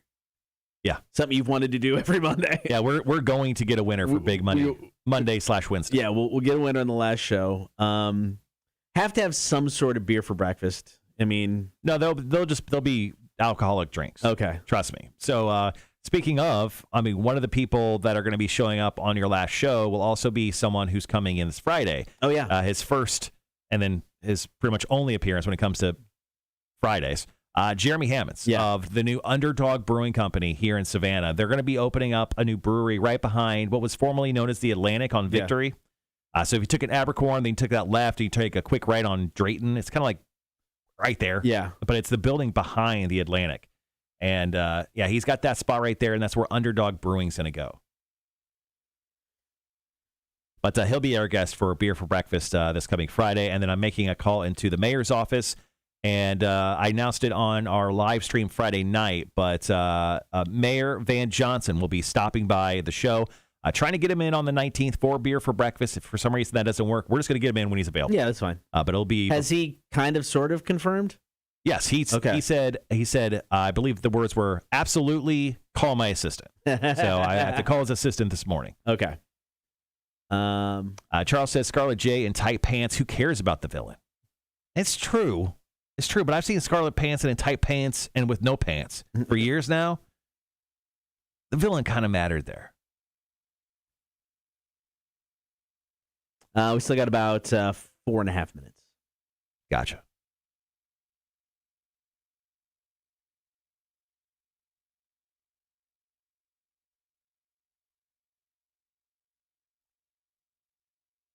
So today is actually the one day this week where I don't have anything going on outside of going to see Foreigner tonight, which I'm kind of excited about. Yeah. But tomorrow I have got a lunch meeting in Bluffton. And after that lunch meeting, I have a lunch beer with our good friend Julie from the Savannah Waterfront Association. We haven't done anything with her in 2 years because of COVID. Crazy. But it looks like, cross your fingers, maybe a Christmas parade. Yeah. Maybe a Christmas parade. Just throwing that out there. So I'm going to sit down with her and beer it up for a minute. And then I also have I have something on Wednesday, too. I have like a meeting. I think it's a lunch meeting. So I had somebody reach out to me. Somebody put them in contact. They're doing like a graduate student at ISU back in Illinois and doing some paper on radio stations and why they flip formats. So he picked WWCT, which is the station I got my start on. Oh, yeah. Back in Peoria. And he's like, yeah, I'm just really curious about, the changes that were made to that station, like within the past 15 years or so. I was like, dude, I haven't worked at that station in 13 years. I'm probably not the person to ask. So, well, no. I want to go back to when the whole thing flipped from this to that. And I'm like, okay, I wasn't the program director. I'm happy to do whatever. So I've got a Zoom meeting with him tomorrow. Interesting. And then I know. So I'm like, this could be kind of fun. And then I'm going to point him in the direction of like Markley or somebody who was actually... Markley's the guy you want to talk to. Markley's the guy you got to talk to. Yeah. I mean, maybe he already has. I don't know. But Markley's the guy. Markley or Hirschman. Talk to one of those two. Because they were... I was part-time. I was part-time. So I may not be the person with all the insight. Well, that's cool. Yeah, I've got on Wednesday, I've got a 1-hour meeting on a new texting service that we may use. So, Wednesday is going to be so much fun. Oh, slamming. And then Thursday, I've got a meeting with A-Dub. We're doing presentations for the year of 2022. In the year 2022? I've got my meeting with him tomorrow. Oh. So with my presentations of the year that I won't be here. Could you really make yours terrible so mine looks just a little bit better? Sure. I'm still trying to have a job here next year, unlike you. Well, I'm assuming whoever comes in to take my job will look, be like, yeah, I'm the new guy. I'm going to do all my own stuff, which I don't blame them. I want to do all my own stuff. Well, I just imagine the new guy's going to come in and be like, who the hell is this Marshall guy? He does nothing. Let's fire him. I'd really ruin my 2022. That would be that'd be a blow. All right, we got just under 2 minutes. So I've got a headline here, Cotter. Okay. Need your reaction. Okay. Here's the headline coming from BBC.com. Man found naked inside wall of New York State Theater. How'd he get there? Why is he naked? Or why is he naked? Then how'd he get there? A man has been rescued after being trapped inside the walls of a theater in Syracuse, New York. Firefighters were called about 7:30 a.m. after someone was heard banging on the wall and pleading for help. It is believed the man stuck inside a crawl space for 2 days. Rescuers cut through the theater wall and found him naked. In a statement on Facebook, Syracuse Fire Department said it was not clear how he gained access to the crawl space behind the wall. Speaking to Syracuse.com, a local outlet, Landmark Theater director Mike Lanil said the man had been wandering around the building earlier in the week. Employees who saw him lost track of his location, assumed he had left, but he was actually inside the walls. Jesus. I don't know if he was entering to keep warm or use the bathroom. I don't know, but apparently he found himself in the walls and naked. It appeared he'd been suffering from mental illness and has not been charged or identified at this current time. Bam. Ooh. All right, guys, got about 30 seconds. Boom. Can we vote for your next replacement, Cotter? Like a tryout, they come in, do the show, then we vote. Is that allowed? It's actually kind of funny. I mean, can you do that with like technical employment laws? I don't know. It's a good question, though. Yeah. All right, guys, be right back.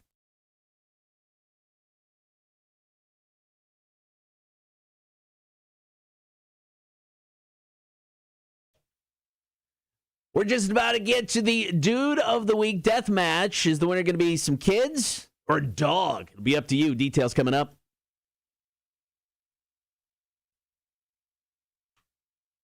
Good morning. Thank you for hanging out. It is the Cotter and Marshall Show. As always, you can catch the stream, watch the show each and every morning. Hang out with the Horde, Facebook, YouTube, and Twitch. While you're there, please give us a like, a follow, and a subscribe. It's time for the Dude of the Week deathmatch on the Cotter and Marshall Show. Fighting out of the red corner. Up first, we've got Jesse, Olivia, and Walter. They were out trick-or-treating this year in the UK. They came to the home of 86-year-old Brenda Burden. Now, unfortunately, Brenda didn't have any treats to give the kids. Yeah, so they played a trick and set her house on fire. No, that would yeah. That would have happened here in the United States. Sorry, yeah. Okay. That didn't happen. No, thankfully, they were very cool about it. I mean, they actually went out to a shop and bought her chocolates, a card, a pack of muffins, and left a $10 pound note. When they brought it to her door the next day, they addressed the card to the kind lady. Yeah, now the children told her it was okay because sometimes making people happy and getting a nice big smile is reward enough instead of giving them candy, although they did scream trick or treat. So those kids were not committed to the Halloween process, Cotter. I'm very upset at them. I mean, there are rules and guidelines I think most kids will follow. Mm-hmm. No treat. You come back with a trick. Yeah. But these kids are like, no, we're just going to come back and be super nice. Yeah, so alongside on that card where it said it was addressed to the kind lady, they drew doodles of pumpkins and smiley faces. They say, thank you for being so kind. Hope your life gets better as you go on, which I think is like the most dastardly thing they could have wrote there. Anyway, these kids are very, very nice, and they are Dude of the Week nominees. Now, Brenda's family, her grandson, heard of this kindness those children gave his grandmother, and of course, he returned the generosity by returning the money they gave good old Brenda and gave them some gifts for just being great kids. All right, some great kids. Your first option for Dude of the Week. And their opponent fighting out of the blue corner. We're going with Rocky the dog. Now, a mountain lion came onto the property of Mary Padres, and this was a big mountain lion. It was thick. It was big. It had a big old butt. Now, she's got two dogs. Both of the dogs on her property tried to bark the mountain lion away, but it was her smaller dog, Rocky, that actually chased the mountain lion off the property, through her backyard, up a hill behind their home. Now, Rocky was kind of gone after that. Obviously, you would think, wow, maybe the mountain lion messed with that dog. And, well, it did. Fortunately, Rocky is alive after being found a short time afterwards. 8 large puncture wounds, 30 stitches from the veterinarian. Padre said, we saw the hole all the way down to his brain. Yikes. After they got this dog. And that dog still lived? Dog is alive. There's a video of the dog, and it's just like, I feel bad because it's like shaved in patches where they had to stitch the dog up. Right. But dog looked great. They set up a GoFundMe for the dog. You could search it by Help Rocky's Recovery after the mountain lion attack. So there you go. Dudes of the Week. Is it the kids being super nice on Halloween or Rocky the dog? Who fought a mountain lion. Oh, it's a beast. 800-394-1061. You can vote via the text or comment on the stream. Facebook, YouTube, and Twitch will announce the winner after Aaron Jones. Dude of the Week Deathmatch. Rock 1061. There it is. Have a great day, Magic Mike. Steve goes, my granddaughter is mad at Cotter for leaving. You're making children upset. I'm so Cotter, sorry. Son of a bitch. I'm so sorry. Son of a bitch. I got 2 votes for the dog. Rocky says dog. Wanda says dog. Elaine says the dog. Once again, guys, drop in your votes for Dude of the Week. Is it Rocky the dog, or is it those damn dastardly kids? I'm sorry, those beautiful children who did something very, very nice for an old lady. It's like, how do you know this story didn't happen in the United States? Because they were nice. Spliffin says dog. Scott says dog all day long. Sean says Rocky the dog. Fuck them kids. MJF would be proud of you.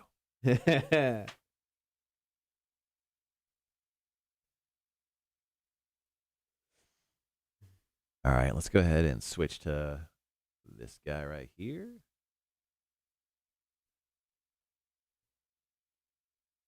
All right, guys, after Dude of the Week, we're about to announce him here in just a moment. We'll do Big Money Monday. So if you have not chimed in with your name and then a number between 1 and 9, do so right now. You're going to have an opportunity to win $50 from one of us, or actually from our boss, courtesy of one of us, technically both of us, here at the bottom of the hour. Steve says the dog. Yep. Yeah, I think this one's a no-brainer. The dog's pretty badass. Yeah, I mean, dude, it had a puncture hole to its brain. Yep. Still alive, And still doing good. I didn't see the video. Was the dog just like shaking because it had like a brain injury? So there was footage of them on like their Ring doorbell camera, and they were carrying the dog back, so you really couldn't see because I mean they had to go looking for the dog, and they carried him back, and then they had footage like post surgery. Yeah. So the dog was playing and looked to be normal, just the shaved patches and stitches. I mean, all 8 puncture wounds on this dog. Jesus. And then I guess the lion, the mountain lion's been seen again like a week later in other people's yards. Mm-hmm.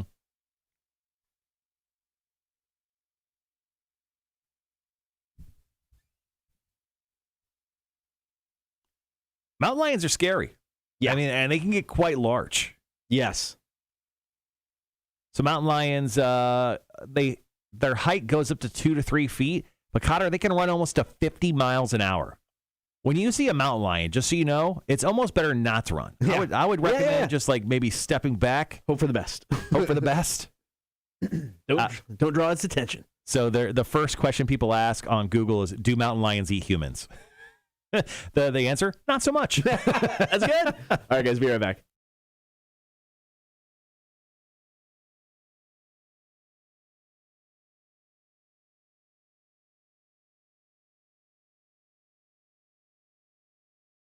Dude of the Week death match. Up first, Jesse, Olivia, and Walter. They're out trick-or-treating in the UK. They came up to Brenda Burton's house, 86-year-old woman, had no treats. Mm-hmm. So instead of, 3 American kids coming back with eggs to pelt her house with. Or toilet paper, or the combination of both. Or both.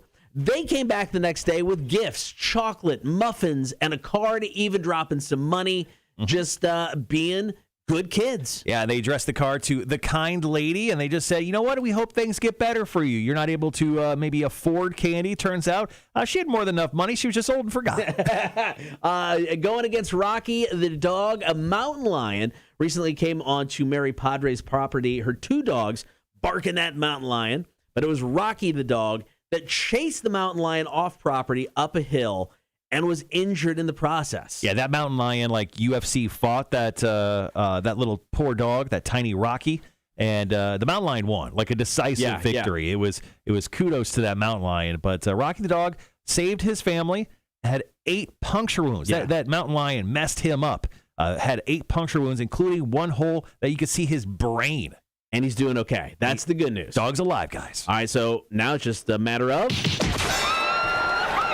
the winner and this week's Dude of the Week.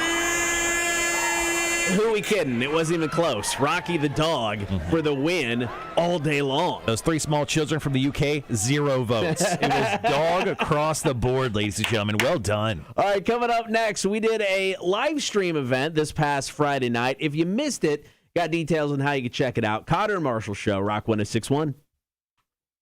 Ooh, Andrew says, I came across a mountain lion when I was a kid riding a horse with some friends in the mountains of Montana. Oh. At least you're on a horse, man. I would feel like the mountain lion would probably attack the horse first. But I mean, if you're on a horse, you would think. Yeah. The horse is so big, the mountain lion probably would, freak out. I'll be right back. I got to head out. Have a great day, Tony. Thanks for hanging around. Once again, we're getting to Big Money Monday here in just a few moments. Going to be talking about our Cool Guys tournament as well. In case you guys haven't checked out our Cool Guys tournament, here, I'll drop a link real quick. Something that came a weird idea right here on the stream. And we thought, you know what? Screw it. Let's go ahead and knock this one out while we're kind of just doing our final weeks of the show. So in case you haven't checked it out yet, we're doing the Cool Guy / Gal tournament. I will say that one of the contestants today is Charlize Theron. Oh, yes. I would say I think it's fair to assume that I do have a crush on Charlize Theron. It makes sense. She's smoking hot. She just seems funny. She's a mom, but she adopted, so, you know, all of her bits are probably still awesome. You know, because they're ruined after childbirth. But Charlize Theron, you like that? Queen, my queen. Andrew says when he came to that mountain lion on that horse, he goes, "We hauled ass. We were lucky it didn't bother us." Yeah, crazy. I don't know how would you react? Well, you're taking a little hike in the mountains. A mountain lion comes up on you. I'd ask myself. I mean, let's be honest. I mean, what do you do? So, according to Google, do mountain lions eat people? Not so much, according to the answer. They say human encounters with mountain lions are rare, and the risk of an attack is infinitely small. You're more likely to drown in your bathtub, be killed by a pet dog, or hit by lightning than be killed by a mountain lion. No, I get it, because I mean, it's you know, seeing the mountain lion in the wild is probably why, you know, the percentages are so low. But you run into a mountain lion, not that it's going to eat you, but it's going to F you up. I mean, if it wants to. So that's the challenge, I guess. If lions had a natural urge to hunt people, there would be attacks every single day. Yeah, according to this. Rhett, we're here on Thursday. Is Rhett coming in? It's Veterans Day, so a lot of people like my wife's got the day off. We're here. No, we're here. Juana says, I hope Tony and his dad finish getting my bathtub installed today. This going elsewhere to shower is, oh my God, yeah, that would suck. Oh, that's horrible. The house we rented. Oh, you had issues there, yeah. We did. So about once a year-ish, once every year and a half, we would have water issues. And we couldn't flush the toilet, couldn't do anything. So it's like usually, and our landlord who owned it was pretty good, with getting back to us and, making sure stuff got fixed. But there was a few times where it was a day or two before he had water. You don't know how many times I visited Kroger just to feel like a pee. Kroger's open late. I got to pee. Good Lord. Run to Kroger. Yeah, I mean, you got a backyard. I did have that monster backyard. And there was a few times back then where I peed in that backyard. Yeah. Because it was a monster backyard. Once again, there's nothing better in the summertime when you're having a cocktail or two and just pissing in your own backyard. It's the best. It's the best. I didn't have privacy fences, though. Yeah, you had the chain link fence. Yeah, chain link fence. Oh. And I had those crazy neighbors out back that would ride like four-wheelers in a backyard that was super tiny. They would have like big garbage can fires in their backyard. It was so stupid. Oh, so stupid. Morning, Lindsay. And also, thank you. Charles says, as much as I was looking forward to Welcome to Rockville, I'm really stressed because I have so much shoot to get done before we leave Thursday a.m. Don't worry, man. Once you get there, you're going to have a great time. I'll be right back. I'm excuse the restroom. Yeah, sure. How much time do I have? We've got 4 minutes. Warning, somebody was in there, and it looks like A-Dub's here. So I don't know if it was him. Just FYI. I just gotta go. I gotta go onesies, man. I mean, I'm just warning you. Because somebody was in there, so I didn't get to use it yet. And A-Dub's backpack was in the office, so. All right, guys. I'm just going to kind of talk about the stream, the Not Safe for Work stream we did on Friday. Big Money Monday. During that, we'll also talk about The Rock and his $7 production company. They've got a new gun policy. After 9 o'clock, we'll get to our Cool Guys tournament, announce the winners from the Friday matchups, and then we'll get to the next two matchups. I want to say the first of which is posted now on Facebook. The second one will go up in about 10 minutes, so you can actually go vote for both of the matchups before we actually get to them this morning.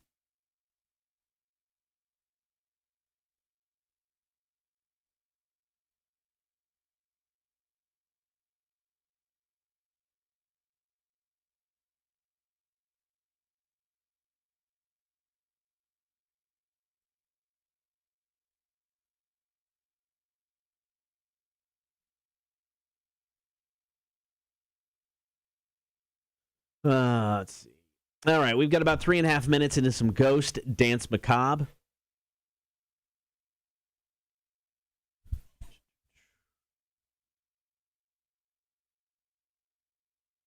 So I guess, there's. If you missed it, today is Marshall's birthday. He got a note from his wife this morning saying there is birthday cake in one of the refrigerators out front. So I guess that's a thing. Morning, Lindsay. Happy birthday. Sean, I like singing in the snow. Looks like I'll be doing that on Friday and Sunday. Are you serious? It's snowing Friday and Sunday? Ugh. I'm so sorry. That sounds horrible. If you haven't submitted for Big Money Monday yet, feel free to do so. What are the results? Is it safe? Oh, yeah. It was like someone perfume bombed it. Oh, okay. So, Stacy, I'll be right back.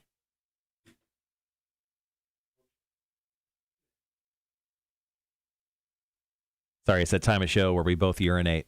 Usually we just do it together, so. Oh, man. I have two. Did y'all get to try any of the beers I left with you all? No, not yet. Not yet, Lindsay. We will, trust me. Thank you for those, though. Man, this past Friday, I mean, the cold weather was like, I haven't been hit by that cold weather in a while. I don't think any of us have, and it made me not want to even try to leave my house. I did. I went and saw a movie, but that was kind of like the only time I left my house on Saturday was for that exact reason. Honestly, if it wasn't for my wife, I probably would have just stayed in bed or laying on the couch for almost all day Saturday. Yeah, it's gross. It was rainy. It was miserable outside.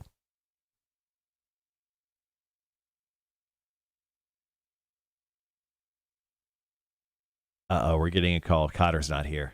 I don't have the buttons. I can't button it. We're getting a random call. 1 minute. 1 minute till we go on air.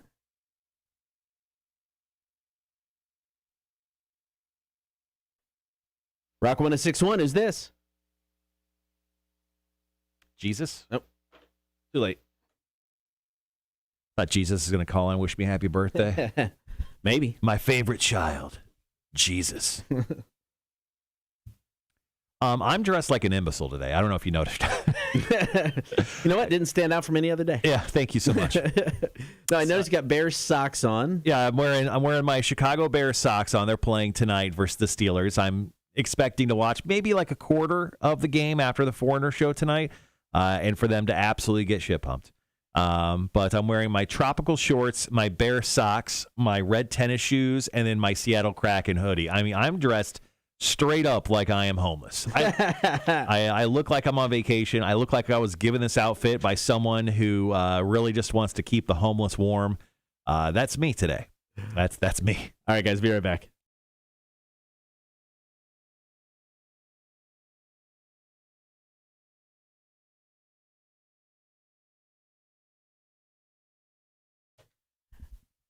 This past Friday, Marshall and I and some special guests hung out in studio for a special Friday night Not Safe for Work stream.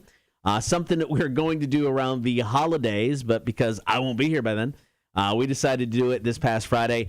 Dude, it was so much fun. Yeah, we had a great time. So it's currently available on YouTube, and it is not safe for work. And it's not safe for really anyone over the age of 27. Yeah. 27 and up. It's very highly recommended you hang out and watch that. We had a couple cocktails.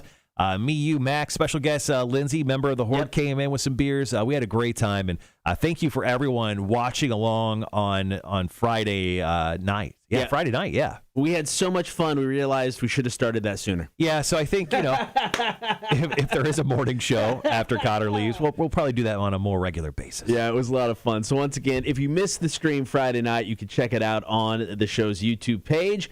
Coming up next, going to have your shot to win some of our boss's money. Big Money Monday is right around the corner. Here's Sublime, Rock 106.1.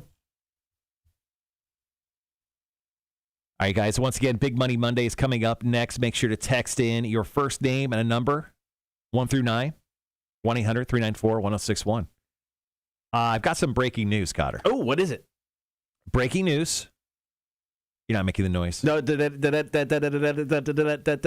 have got an email from Mac's mom wishing me a happy birthday. Oh, that's very nice. And it's a picture of a squirrel that says, looking good. Happy birthday. That's right. Mama Margaret, all up on this. All up on this. It's going to be uncomfortable at your Friendsgiving festivities. Well, yeah. So Mama Margaret and I are spending Thanksgiving together. That's what I'm saying. At Friendsgiving. I mean, who's going to be awkward for? Your Not wife? Me. Not me. Mac? Mama Margaret, me snuggling under the blanket, watching our favorite movie. Is Daddy Margaret coming or Greg or whatever his name Bill? is? Yeah, it doesn't matter. John? I never liked that guy. Okay. Are you going to be there? Is it going to get really weird? Is Matt going to be there? Doesn't matter. Mama Margaret will be. The dad who doesn't drink is just slamming old fashions. Oh, son of a bitch. Lindsay says that was so much fun. Thanks for having me Friday. Also, my dad has given me a new nickname, Peggy. If you guys didn't watch the live stream, seriously, go check it out. You'll understand that joke. Andrew says Friday was fun. I meant to call in. Drunk line. Rhett says, I'm sorry I missed it. I did pop in and say hello. Yep, thank you for swinging in Friday. Once again, that lives on our YouTube page, so go check it out. Mac goes, Roy will not be in attendance. Who's Roy? Ben? Exactly. Bill. Mac's dad. By the way, he's not showing up. He knows who the alpha would be in the room. And we walked in, he's some bait-ass bitch coming in. He's like, I understand you run the place, Mr. Marshall. I'm kidding. I'm sure he's a lovely man. Have we met him? Have we met Mac's dad? Don't think so. I don't think so.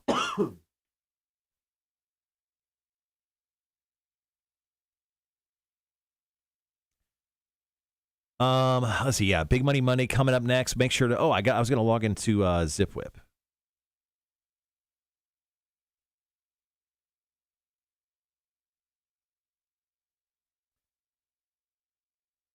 Thank you, Steve.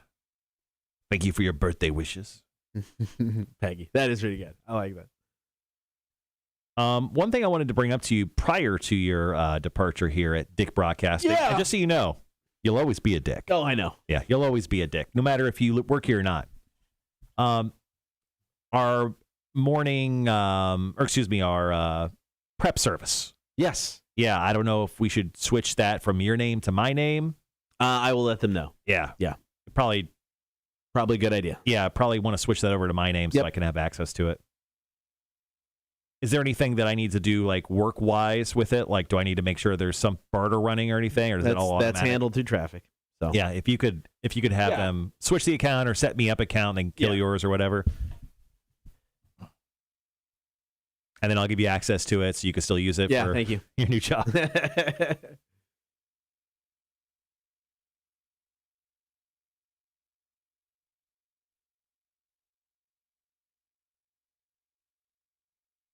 Awesome. Glad to see you guys chiming in with your numbers for Big Money Monday. Once again, hit us up with those names and numbers so we can choose one of you to roll for. Cotter's been on a really good streak of choosing not winners the last couple weeks. I'm going to let you pick today. Yeah, I think I'm going to pick today. Yeah, you pick today.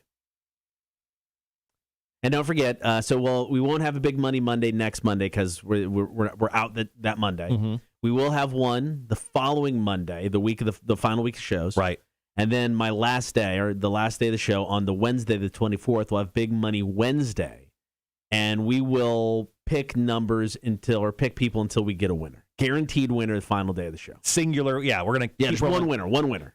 So we'll choose someone. We'll roll for them once. If it's not a winner, we choose another person? Yes. Okay. Yeah. Okay. Yeah. We'll choose somebody else. Charles with a question that'll make you think. Charles with the question, if two Alabama Crimson Tide fans get divorced, are they still cousins? I think so. Wow. I think so. That's some philosopher-style shit right there. That's wild. All right, we get about a minute 40. Oh, man. What do you got going on after the show today? I've got a couple errands to run. I got to go to the bank. I got to swing stuff by for trivia, drop that off. Right. Then we've got our meeting at 11, which I'm bailing, 15 minutes early on. Yep. I'm going to go home, take my dog to doggy daycare because we got somebody come over to clean the carpets at 1 o'clock. Sure. So then hanging out with carpet cleaning guy for a while. It doesn't sound like you're going to be getting in your nap today, Cotter. Probably no nap today, which is rough. But I'll have time to get some stuff done. Got to finish up my presentation for A-Dub. Got scheduled music. Guess I should start my presentation with A-Dub. You got until Thursday. Well, the amazing thing, I have to wait till all of you guys are done doing your presentations to do mine, technically. So if I don't get mine done on time, which I present on Thursday at 10:30, I'm just going to see like, the guys didn't get me their presentations until like yesterday. I'll get you mine tonight. Did you even start yours? Yeah. Yeah, I actually did. I started it. Did you just like I started on Friday. Did you just do like the first paragraph and that was it? No, I'm not even putting in a paragraph. Seriously. So I'm just one slide per event, promotion, programming thing. So it's just one slide. I am going to, I'll tell you in a second. We got 15.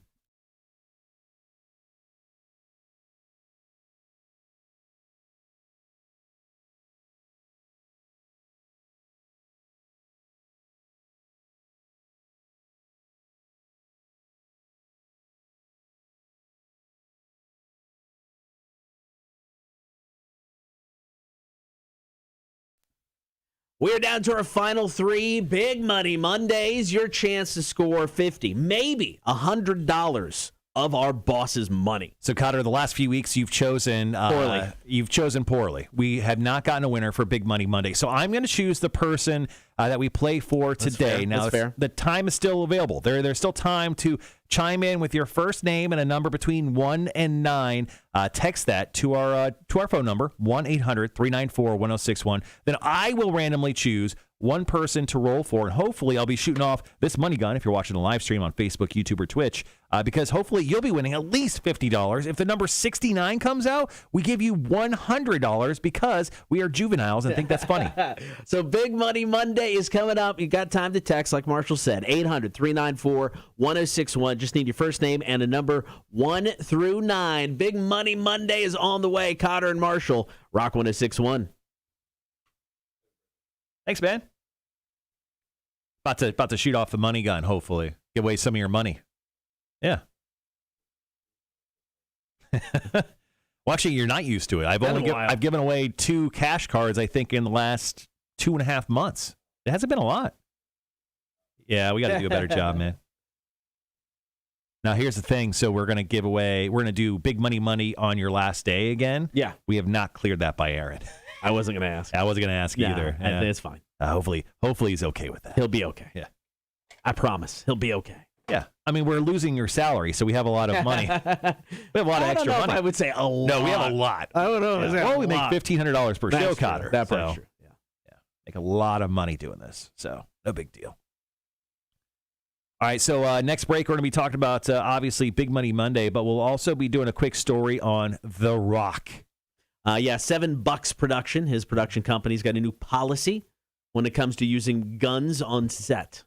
So I had some friends over on Friday who were talking about this, and they were roasting The Rock for it. Really? So, yeah. Okay. Gibby says, good morning, infidels. Yeah, $1,500 per episode. No big deal. No big deal.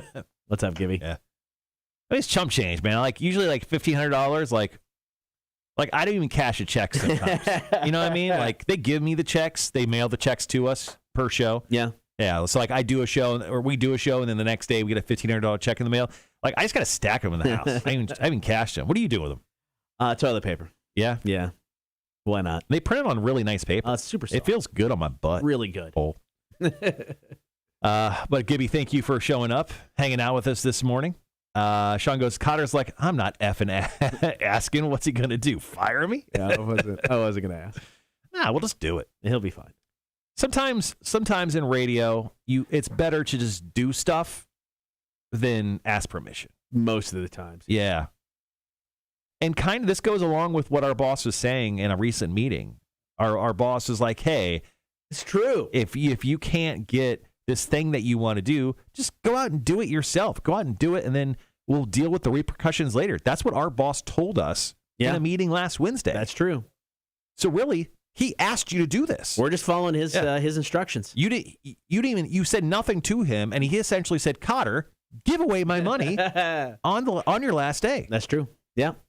Very right. Don't feel bad. Not that I felt bad anyway, but feel less bad if that's possible. He essentially begged you to give away his money. Sean says, let's double roll every Big Money Monday from here on out. Cotter? I don't hate this idea. He said literally you need to do a better job. That's true. We did double roll today? Let's double roll today. We'll double roll today. Yep. So are we double rolling for the one person? Or are we going to double roll and give two people a shot?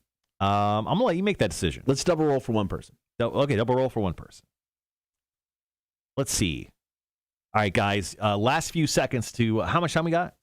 We still got another song, so we're good so far. We've got. So I got to crack. We got like 5 minutes. Yeah, I got to like move all the way over here to kind of see the screen, and that's because there's not one right here that I requested 8 months ago. Yeah, from Tim Janier. I'm not trying to call him out or anything, and I wouldn't do that on my birthday because that's rude, right? Like it's my birthday. Like Marshall, just be happy that you're still alive. But yeah, I asked for a monitor so I could see what was actually happening on the radio station 8 months ago. Is it 8 months now? Yeah, 8 months. Yeah. I mean, it's only been 8 months. He's been busy. He comes in every single morning and pours himself 7 cups of coffee, and then I think he works. Well, that's how you know your engineer is an engineer. Because I don't know if I've met an engineer who doesn't go through 2-3 pots of coffee a day. Yeah, I mean, here's the thing. Why are engineers always so goddamn thirsty? I don't know. Every engineer that I've ever worked with has the largest mug in the world, and if they're not, they always have a drink. They're always thirsty. Right. It's crazy. A-Dub sneaking out the back door. A-Dub has like a Versace shirt on right now that makes him look like he could be 3 hours away from going down to Miami and snorting the largest rail of cocaine you've ever seen. Is he going up to check out the new space, probably? Yeah, I think he's going to check out. So, yeah, we're moving studios. So, getting brand new studios in Cotter is like not good enough. I'm still leaving this piece of shit. I'm out. So, yeah, Cotter will not be enjoying our new studios. I'll want to come back and visit. I'll check them out.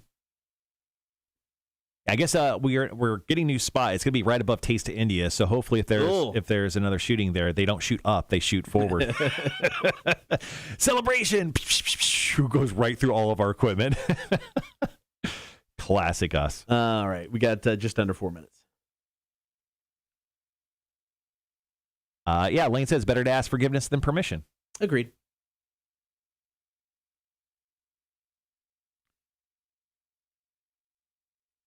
Gibby, yeah, this is a much needed move. We're actually moving out of the space we're in to a new space that gives each station its own studio.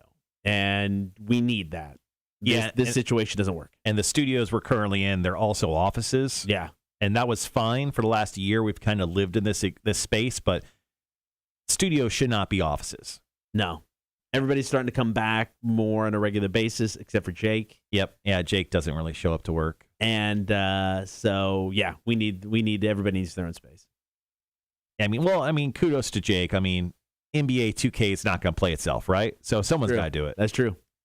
You know how we ask you guys to hang out, to keep our streaming numbers high, to make us like emotionally feel good? Jake does that, but just for NBA 2K. That's true. So, I mean, someone's got to play that damn game. Okay, let's see. We're how far away? Minute, 2.5 minutes. I've got audio from The Rock, too. I'm going to try to find a name that I don't think we've played for before. Yeah, okay. I feel good with this one. Okay. I mean, we'll give one more push, too, so. Could get some more in there. Well, I wrote down 2 people. I don't know which one I'm going to pick. I'm going to pick it when I go on the air. I'm going to make myself decide last second. All right, just under 2 minutes. Now, the question is, your office turned into a mini bar. Do you think we'll actually continue to have a bar in the new studio space? So the area that's going to be the conference room / kitchen break area, sure, is bigger than what we've got now. Yeah, I think that turns into the bar because there's not going to be. We don't have individual office space. There'll be areas, work areas. So yeah, I think that's going to have to be the bar. Yeah. Yeah, because I think I'm in the pit with everyone, right? I think so. Yeah, I'm not working there. Yeah, I don't think we're. I mean, I think Aaron's going to use the conference room as an office. I think Mike might get an office. Mike may get an office. Yeah, I think Mike. Mike and whoever the OM replacing me gets an office. And I think that's about it. Yeah. Then Tim Engineer, kind of like what he is here, he just got his desk among all of the racks of equipment. So at a moment's notice, he could screw it up. I mean, fix it. Yeah, totally fix it. He's so good at fixing things. He's really good at installing things too, like monitors. My birthday, I can say whatever the hell I want with impunity. Is that how it goes? Impunity is a word that I've heard, but no, not the word. I meant like when it comes to birthdays, do you just get to do whatever the hell you want and get away with it? I think so. Yeah? Yeah. All right, we'll be right back.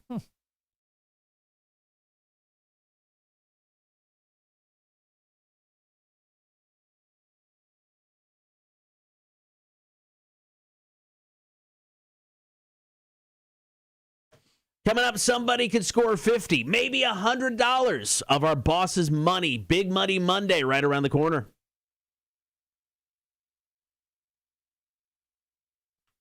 Still got a little bit of time. Get us your name and a number 1 through 9 to the text line, 800-394-1061. Your chance to win money with Big Money Monday. First, though, let's talk The Rock. The Rock has got his own production company, $7 Production. And he said moving forward, guns on the sets will not be real guns. They'll be rubber guns. I can't speak for anyone else, but I can tell you, without an absence of clarity here, that any movie that we have moving forward with $7 Productions, any movie, any television show, or anything we do or produce, we won't use real guns at all. We're going to switch over to rubber guns, and we're going to take care of it in post. We're not going to worry about the dollars. We won't worry about what it costs. And when something like this happens, this magnitude, this heartbreaking, I think the most prudent thing and the smartest thing to do is just pause for a second and really re-examine how you're going to move forward and how we're going to work together. I mean, it's a good take to have. I mean, is it the right way that everyone will move forward? Probably not. Yeah. I mean, I think it's sometimes not practical for maybe a smaller budget film that's using guns in it to use, the CGI rubber guns because they have to add in the sound and the flashes of light and everything. But I mean, good for Dwayne "The Rock" Johnson here. I mean, he's got the cash. Yeah. This man has made all of the money from Hollywood for the past 10 years. I mean, with his production company, he's got the cash to do this thing, so good on him. Yeah, so that'll be good. So that will start soon. I think you'll see other people go that line, and I agree with you. It'll be people with money. It'll be, studios with money, and you'll still see some of those smaller movies using the practical guns still on set, just because, like you said, that's all they can afford. Yeah, it won't be like the A24 like film house. It'll be like Paramount Pictures that does that type of stuff. All right, time to play Big Money Monday. Got to give away some of our boss's money. We've had a dry spell over the past few weeks, so hopefully by Marshall choosing today's person and number, we change that. Now, Cotter, I'm trying to think of a way of breaking this dry streak we're in. So what I'm going to do is I'm going to go back to the beginning of the Cotter and Marshall show. Okay. At the very beginning, the very first person ever to stream us was a gentleman named Gibby. Oh, and yes. Gibby has chimed in with the number 4 today. So, Gibby, I choose you to roll for the Cotter and Marshall show, Big Money Monday. I'm trying to break a little bit of a dry spell for us. Hold on, where's my money gun? Just in case. Just in case. So he chose the number 4. Now, our boss told us to do better. Yes, he did. So off air, I was telling him we're doing Big Money Monday today, and he said, guys, you should do better. You should give away more money. So what are we doing here? If we don't hit a number 4 or 69 in this first roll, we're going to roll again for Gibby. Okay. We're not rolling until we win. He gets 2 chances. All right, so here we go. Hold on. All right, so here we go. First roll. First roll is 38. 38. It's not a big deal, though, because we're going to roll one more time. Once again, our boss said do better. We want to give away our boss's money. Okay. I'm only here for 2.5 more weeks. I want to give away all of his money. So this is the one and final roll. If it's number 69, which is a new rule, he gets $100. Yes. If he gets a 4 on any one of these balls, he'll win 50. If a 4 doesn't show up, then sadly, we're not giving away money today. So, all right, no big deal. Come on, Marshall. Come on, Fingers Marshall. crossed. Come on, Marshall.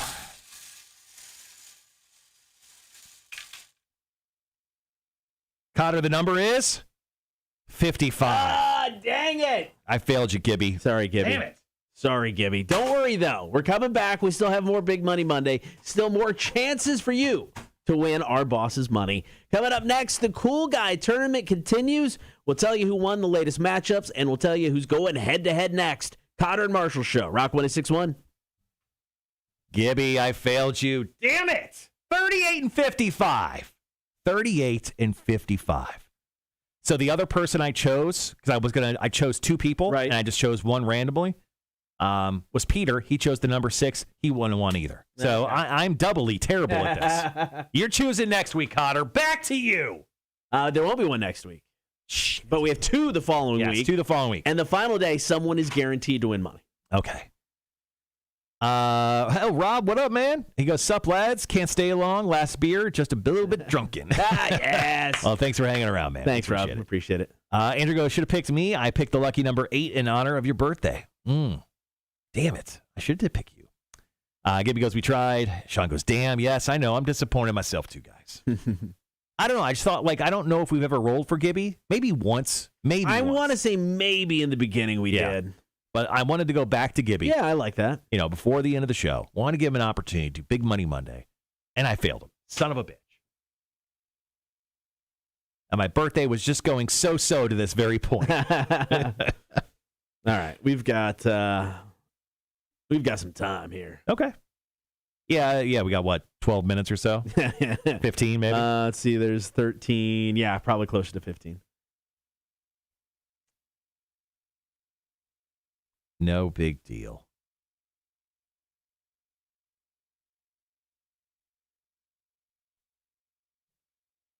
Sean says, I chose 5 because Kyle Larson won the NASCAR Cup Championships last night, driving the number 5. Son of a bitch. Tomorrow on the show, we will get to quizzed in the face. Marshall will get quizzed in the face. I don't have tomorrow's idea. I've got the last quizzed in the face idea. Okay. But not tomorrow. So I got to come up with something. Red says I had number 7, which wouldn't have won you anything because I drew 38 and 55. But that's cool. I don't know if you saw Sunday Night Football last night, but the Titans somehow beat the Rams, and the Rams were the heavy favorite. Right. So, kind of crazy to see. I checked in on that game a couple times. Just couldn't believe it. It was 21-0 at one point. It was bad.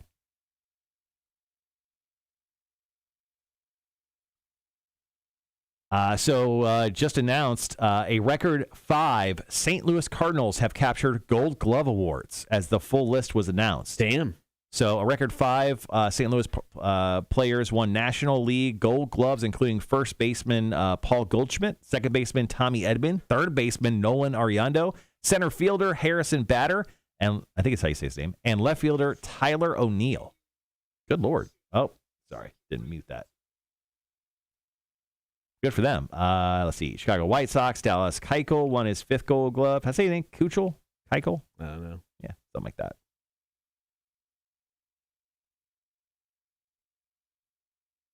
Rob says, probably not new to some, but somehow legendary guitarist George Lynch and Living Colour singer Corey Glover made an album together in 2018 under the name Ultraphonics.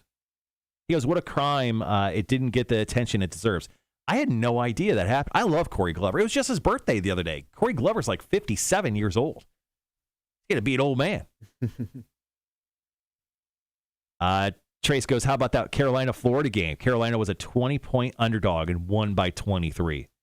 Florida had I knew Florida had a bad game because my buddy Taylor was essentially crying on the internet. You could see his big crocodile tears on the internet's Facebook page because he talked about firing the entire staff. And I think he just said, they should fire the entire damn staff. And somehow I knew what he was talking about. Yeah. Marshall, did you get a soundbar yet? Best Buy is having a Black Friday sale on soundbars, I'm guessing is what you mean. No, I haven't yet. I've been keeping my eye on the I want to go Sonos in my house, so I wanted to do the Sonos Arc. In case anyone wants to buy me one, it's only $900. No big deal. But if you feel like you do want to buy me one, that would be great. But yeah, I've been keeping my eye on on sales and everything.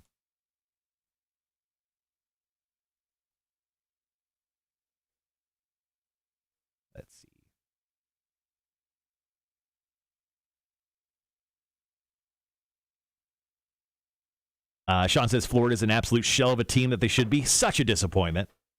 It was Tim Tebow's fault. That's what I like to say.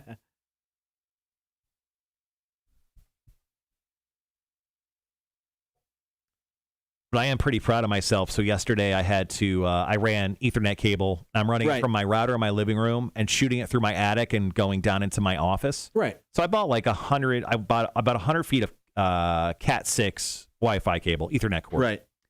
I'm like, well, I'll just run it through the attic. Super easy. Well, I have fishing tape, which is what you use to run cords through walls. Okay. I tried using it yesterday. So I'm up in the attic, and my wife is down in the living room. And I'm like, do you see it yet? And we tried that. And, for some reason, it wasn't working. But through that wall, I have cord run already. Right. With some speaker wire that goes to speakers out to the outside of my house, the back of my house. Right. So I came up with this genius idea where I would run the Ethernet cable using that by pulling it up through the attic. But obviously, it needs to come back down. Right. Because I still need it in my living room. So essentially, I attached my Ethernet cable through to that using some electrical tape, and then I tied the far end with some other speaker wire. So it was this really, really dumb idea that worked, but I was able to essentially pull it up one way and still have it kind of tied down with other speaker wire that I pulled it back down with. I was proud of myself. If it works. If it means anything, it took me a good 20 minutes to think of that idea. That's how dumb I am. Sean says, I got a Vizio surround system from Costco for like $300. It's great. How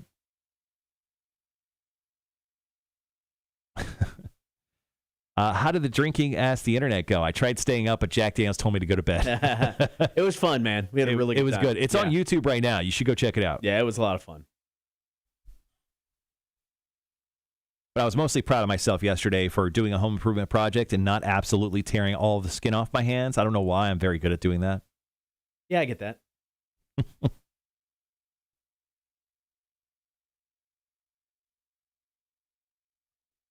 All right, so we still have 12 minutes. We'll get to the Cool Guys tournament. We'll announce the winners from last Friday's matchups. We've got our new matchups. They're actually up right now. Both of them are up, so you can vote on the Facebook page. We've got 1, 2, 3, 4, 5, 6, 7, 8 more first round matchups. Then we'll get into the second round. After we announce the winners of today's matchups tomorrow, we'll know our first set of second round matchups. Because the winners of these matchups will take on Bill Murray, and the other one will take on Jack Black. And Rob, just in case you want to watch our Not Safe for Work Answer the Internet video from Friday, I just went ahead and dropped the link there so you can check that out. Trey says, is there any way to do the Ask the Internet again before Cotter leaves? I don't know, just because of scheduling and everything. We did it once. Maybe it's just best to leave it as just a singular episode. Yeah, because, this week would be too soon. I'm out next weekend. Mm-hmm. And then I'm literally out the weekend after that because I'm moving. So I don't know. Maybe I'll come back to visit, and we could do something. So we haven't talked about wrestling in a while, Cotter. Yeah, and there was a bunch of releases from the WWE last week that I don't think we really talked about. Even no, I don't think we got to them. Karrion Kross was released from the WWE. He was a pretty popular guy. In NXT, he never really... They brought him up to the main roster, so he was like his whole character, undefeated champion in NXT. He has never lost. His first match... He lost on the main roster while he was still champion in NXT. It makes no sense. And then he was released, and so was his wife, I think. Her name is Scarlett or something. I think. Yeah, and then also the big name was Keith Lee. A lot of people liked him. He did a bunch of stuff in NXT. He didn't do much on the main roster at WWE, but both those guys were released last week. Yeah, Keith Lee, I got a chance to see him the first time we went down to WrestleMania in Orlando 5 years ago. Mm-hmm. So we went and saw a bunch of indie shows, and he wrestled Donovan Dijakovic. The guy is also the guy he wrestled a bunch in NXT. They've got a history for years. They've wrestled each other. This dude, he's a 300-pound dude. He's not the slimmest or cut individual, but super, super good at what he does. And once again, NXT, they kind of knew how to treat these people, bring them up to the main roster. They don't know what to do with him and just botched his whole thing. So I'm glad he got released because he's too good. I mean, eventually you can't bring everybody over to AEW. I get it. It's just you're going to get too many. Yeah. He's somebody I'd love to see in AEW. Karrion Kross, I don't need to see him in AEW. Keith Lee, I want to see him in AEW because I think he would do really, really well. Gibby says you guys fired through those questions on that Not Safe for Work episode. We did. And we didn't even get through half of them. Yeah, I wish, that was one of those things where, hindsight is obviously 2020. Like, we could have made that a series of specials. We could probably do that twice a year for the rest of time, and it'd still be funny. It would still be good. Yeah, I mean, we could have gone, like I said, for 3 hours on Friday, and we didn't want to. You don't want to step your welcome. Yeah, that's why I was trying to keep it to an hour-ish. Yeah. But yeah. But speaking of wrestling, AEW Full Gear is this Saturday. I know. I remembered that, and I was like, "Oh crap! I don't think I'm watching it." Yeah. So Kenny Omega versus Hangman Adam Page. I'm just looking at the matches for the first time because I haven't been following. Let's see. You've got Bryan Danielson versus Miro in the AEW World Championship Eliminator Tournament Final. That's good. That'll be a fun match. The Inner Circle versus American Top Team. Oh, yeah. The Lucha Bros versus FTR. That'll be fun. Darby Allin versus MJF. That'll be awesome. CM Punk versus Eddie Kingston. That'll be fun. Christian Cage, Jurassic Express versus Super Click, which is Adam Cole, Matt Jackson, and Nick Jackson. Yeah, that'll be good. This is a great card. And then you got Britt Baker facing off against Tay Conti in the women's championship match. The fact that they don't have monthly pay-per-views helps them so much. Because they can do some big matches on TV that they would typically save for a pay-per-view, but then when a pay-per-view does roll around, they can really just kind of go all out. So, I mean, they usually build a really good card. It's like, so they built this whole Hangman Adam Page story from like the beginning. They put him through the ringer, to where eventually they were going to, crown him as the AEW champion. I don't think he can now. I think he's got to lose. Yeah? Yeah, I mean, I'm not saying they won't, but to me, it's just this point in time, he's been so overshadowed by Bryan Danielson and by CM Punk and he had to go leave because his wife had a kid, so he took some time off. The momentum in that story, and I know people still go nuts for him. The fans still love him. He'll win. He'll get a massive pop. But to me, I don't know. I want CM Punk. I want Bryan Danielson to be the one to take the title off of Omega now. I think they kind of effed up the whole Page story because of just kept adding people and adding people and adding people. Yeah, I don't know. It's something I'll probably I don't know what I'm doing on Saturday, but hopefully I'm available to watch some of that, or at least catch it on a replay or something. Yeah, I'm pretty interested in checking that out. Yeah, I've got weddings on Saturday, so I won't be watching. Rob says KK Karrion Kross and the only guy I was watching, Bray Wyatt, have been talking. I hope Wyatt Rotundo Wyndham. I hope he ends up somewhere because I mean, there's reports that he was a pain in the ass, was getting hard to deal with, but I mean, he's just uber creative, and I think given the proper outlet, it's kind of like what is Rusev? What is Miro? Yeah.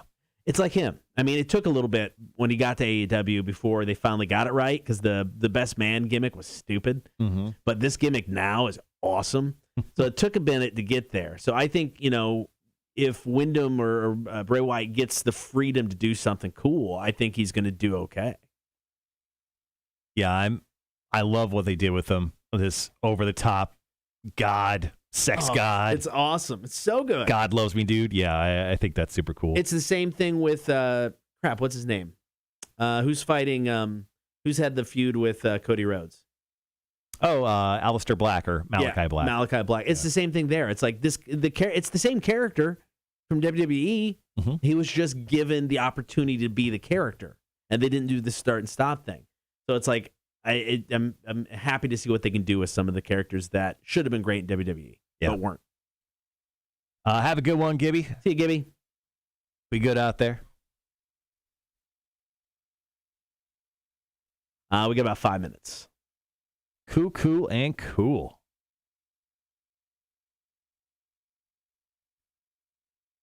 So I'm really disappointed no celebrity has wished me happy birthday yet. 0 celebrities have wished me happy birthday. I'm sorry? So, is it the worst birthday ever? I don't know, Cotter. I don't know. Is it? Nah, they'll get worse. As you get older, they just get worse. So just know that. What is your perfect birthday, Cotter?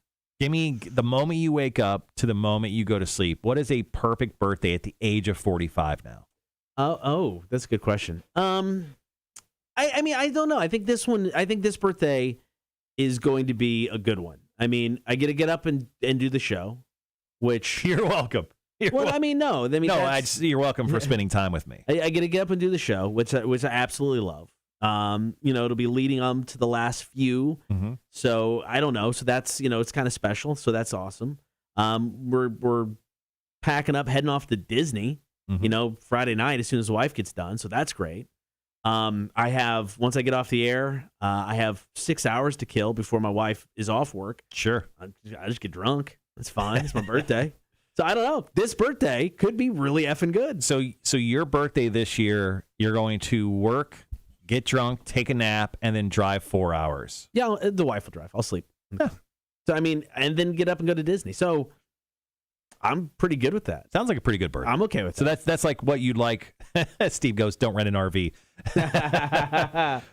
So perfect birthdays now for you. I mean, you really don't have to do much to make a good birthday for you because it doesn't sound like it's going to take a whole lot. No, and then next year, I'll be in Austin. It'll be my first birthday in Austin. And it'll be a Saturday, or a Sunday, whatever. I don't know when leap year comes into effect. So it's going to be on the weekend. So my first birthday in Austin on the weekend, and I just get to go see all the live music I want to see. That'd be cool. That's the perfect birthday. Even more so than Disney, because I won't have to deal with all the Right. Disney people. That will be the perfect. So Cotter's never had a good birthday in Savannah. You're all to blame. That's not true. I've had plenty of good birthdays, but I'm just saying that to me, I'll go have lunch at Chewy's. Oh yeah, the legit Barton Springs Chewy's. Yeah. We'll hit up as many, Saxon, maybe go to Continental, all the places, see all the live music. Yep. Perfect. Rob says, I'm a 0 personality, popular in the worst bars. So happy birthday, dude. Rob, thanks, man. That's funny. That's scratching my celebrity itch for the day. Max says, best birthday ever, tie between mom making me a 3-tiered Cinderella cake at the roller rink or a day at the water park with ice cream cake. I'm surprised because Max, younger-ish. It sounds like Max's best birthdays was when she was like 10 years old. But I didn't know kids roller rinks were still a thing when she was young. Yeah, I guess. I mean, Mac was young like, 4 years ago? Yeah. So you're still young, just so you know. Yeah. So what about you? What's the ideal birthday? Today is it. So, I mean, is today the ideal day? Is it going to go down like you want it to? If you're talking about best birthdays, my best birthday was when I was in San Diego. Okay. A couple of years back, I think it was my first year here. I flew out to San Diego. We rented a house on the beach. It was incredible. Had so much fun. You sent me a bag of gummy dicks that I never got. Still pisses me off. And I still get emails to this day from that company. Yes. So it's the joke's on me. Which makes sense because Cotero would never unsubscribe from an email. It's an email address I don't use much anymore. It's the one I use for fantasy football. So it's the only time I ever log into it. And I logged into it. I'm like, yep, they're still coming. Gummy dicks. But yeah, that was probably the best because I went and saw the Bears beat the Chargers in San Diego with last second touchdown. Got drunk, ate a bunch of fish burritos and tacos. Right. A bunch of friends. It was awesome. I say the best one was probably the first one when we moved here because. The first or second. Anyway, we got the year of Disney. We got season passes, so we were just going to Disney constantly. And got up on my birthday, and the wife was like, all right, we're going to Disney. And we didn't talk about it, didn't plan on it. We were just going to hang at home. So, we're going to Disney. So we just got up and went to Disney. It was a complete and total surprise. Mm-hmm. That was a lot of fun. That was awesome. Ideal birthday. So, today, obviously, it's nice. Starting off nice and early. Yeah. Celebrating my own birthday at 5 a.m. or whatever. Do the show. I mean, preferably after this. Everyone's working. It's a Monday. I know. So it's not like I get let's all go out to a birthday lunch or something. Yeah. That's not going to happen. So ideally for the rest of the day, I'll do a minimal amount of work. Yeah. Squeeze in a nap, video games, nice little lunch by myself. And then tonight, Foreigner, dinner, and then home in bed by 10 o'clock. So, so I'm waking up tomorrow because you know what tomorrow is? Not my birthday. Yeah, that's true. All right. We got about 45 seconds, guys. Going to jump into the final hour of the show. Rob goes, you've got to have at least 4 emails. One for your normal stuff, one for subscriptions, one for buying stuff, and one for porn. Are we brothers? Are we best friends, Rob? Yeah, I have an email that was my normal stuff email, the one I use for the fantasy football. Years ago was my normal email. Now it's my subscription. Stupid. I need to give an email address where I don't want to actually use it. I use that one. Yeah, I've got 3 emails. I got the work, I've got the personal stuff, which is kind of a combination of the 2 that he mentioned, and then which is obviously porn and buying stuff. And then I've got the 3rd, which is just subscriptions. All right, guys, be right back.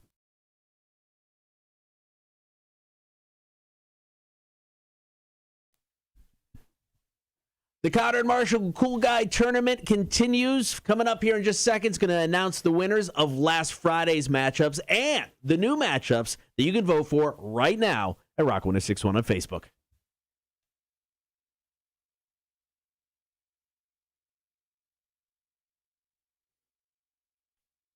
Good morning. Thank you for hanging out. Cotter and Marshall Show. You can hop on the stream each and every morning. Watch the show. Facebook, YouTube, and Twitch. Now, we've got the Cool Guy Tournament going on.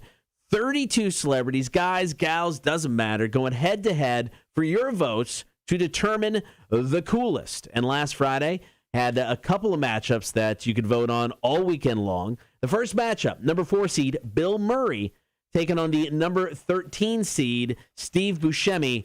This was our closest matchup to date. Yeah, you were very worried because you felt like Bill Murray should move on, but you saw that Steve Buscemi was getting very close, maybe even overtaking Bill Murray at certain points. How did that one turn out? 56% of the vote. Woo! Bill Murray advances to round number 2. Oh, my gosh. That was too close. I didn't like it. I was sweating it out all weekend long as I was doing, I was adding up the official scores this morning. I'm like, I love Buscemi, but you're getting too close. Getting too close to Murray, man. Back off. Back off. But 56% of the vote. So Bill Murray moves on to round number 2. Our second matchup on Friday, not as close. Right. Number 4 seed, Jack Black, taking on number 13 seed, Aubrey Plaza, with 84% of the vote. Jack Black. I believe my wife commented on this, and she said, "Why are you doing this to me?" two of my wife's favorite people in the world, Jack Black and Aubrey Plaza right there. But yeah, Jack Black, I mean, he was going to take the win the entire time. I think so. He's too damn cool to not win. I mean, I could see Jack Black having a decent run, but I think he goes up against somebody with a name. I think he can get beat. He's going to get buzzsawed at some point with Robert Downey Jr. or Keanu Reeves. Like, he's bound to run into it at some point. But, yeah, I think he moves on at least one more round. All right, so we've got our next matchups, our next round 1 matchups. They're actually up on the Facebook page now, so you can go ahead and vote. But we'll tell you who the matchups are coming up after Guns N' Roses. This is Hard School, Cotter and Marshall, Rock 1061. All right, and those matchups are, let's see, where are they at? Where are you at, Snoopaloop? There you are. And there you are. Cool.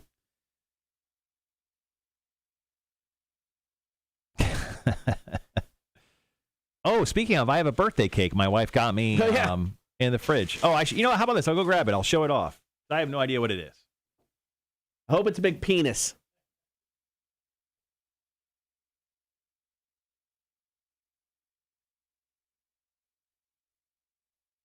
All right, we got about 2 minutes. We'll get back to it.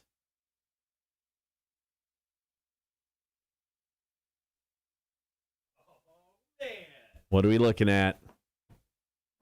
Oh. Okay, so birthday cake this year is from The Amazing. Yeah. Lulu's Chocolate Bar. Love that. So Lulu's obviously has the spot downtown, but they also have like where they make everything, right which is like around around the corner here from the radio station. So this is my favorite cake that they do. I don't know if I could show this off without dropping it. Yeah. Oh, there it is. Okay, without dropping it, it is very heavy too. So that is the flourless chocolate cake they do. I think it's a chocolate torte cake. Okay. Cake. So it's not like the bready, cakey stuff. It's more like almost like a mousse or something. Oh. It is incredible. Sounds delightful. Also, it's very expensive. So thank you to my wonderful wife for buying that for me. But like, if you go to the bakery, it's like $7 a slice. So holy shnikes. Yeah, buying an entire cake, I'm sure was a little pricey. But thank you, my wonderful wife, for for buying that. I'll be eating that cake for days now. But it is delicious. Highly recommend going to Lulu's right around the corner here. It's not a brownie. I swear to God, it's not a brownie. It's like it's a cakey, like it's different, and I think that's why I like it, because it's not your traditional like fluffy, like bready cake. It's right. It's more of like a cheesecake, but it's also not that. Once again, I'm terrible at explaining it, but I think they call it the chocolate flourless torte cake. Okay. We got about 30 seconds.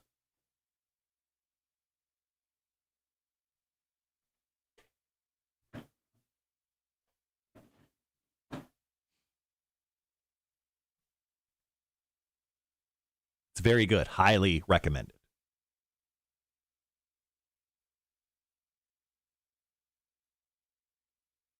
All right, guys, be right back.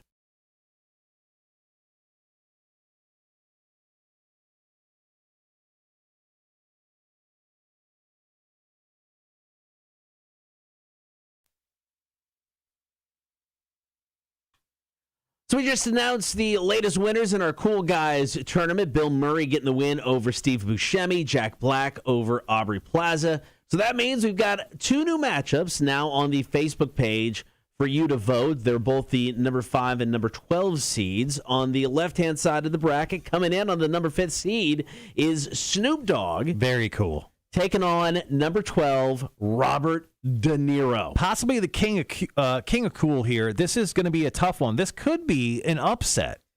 Man, I don't know. It's like, how do you vote against Snoop Dogg? And then you go, well, because it's Robert De Niro. And then I'm like, all right, I get how you vote against Snoop Dogg.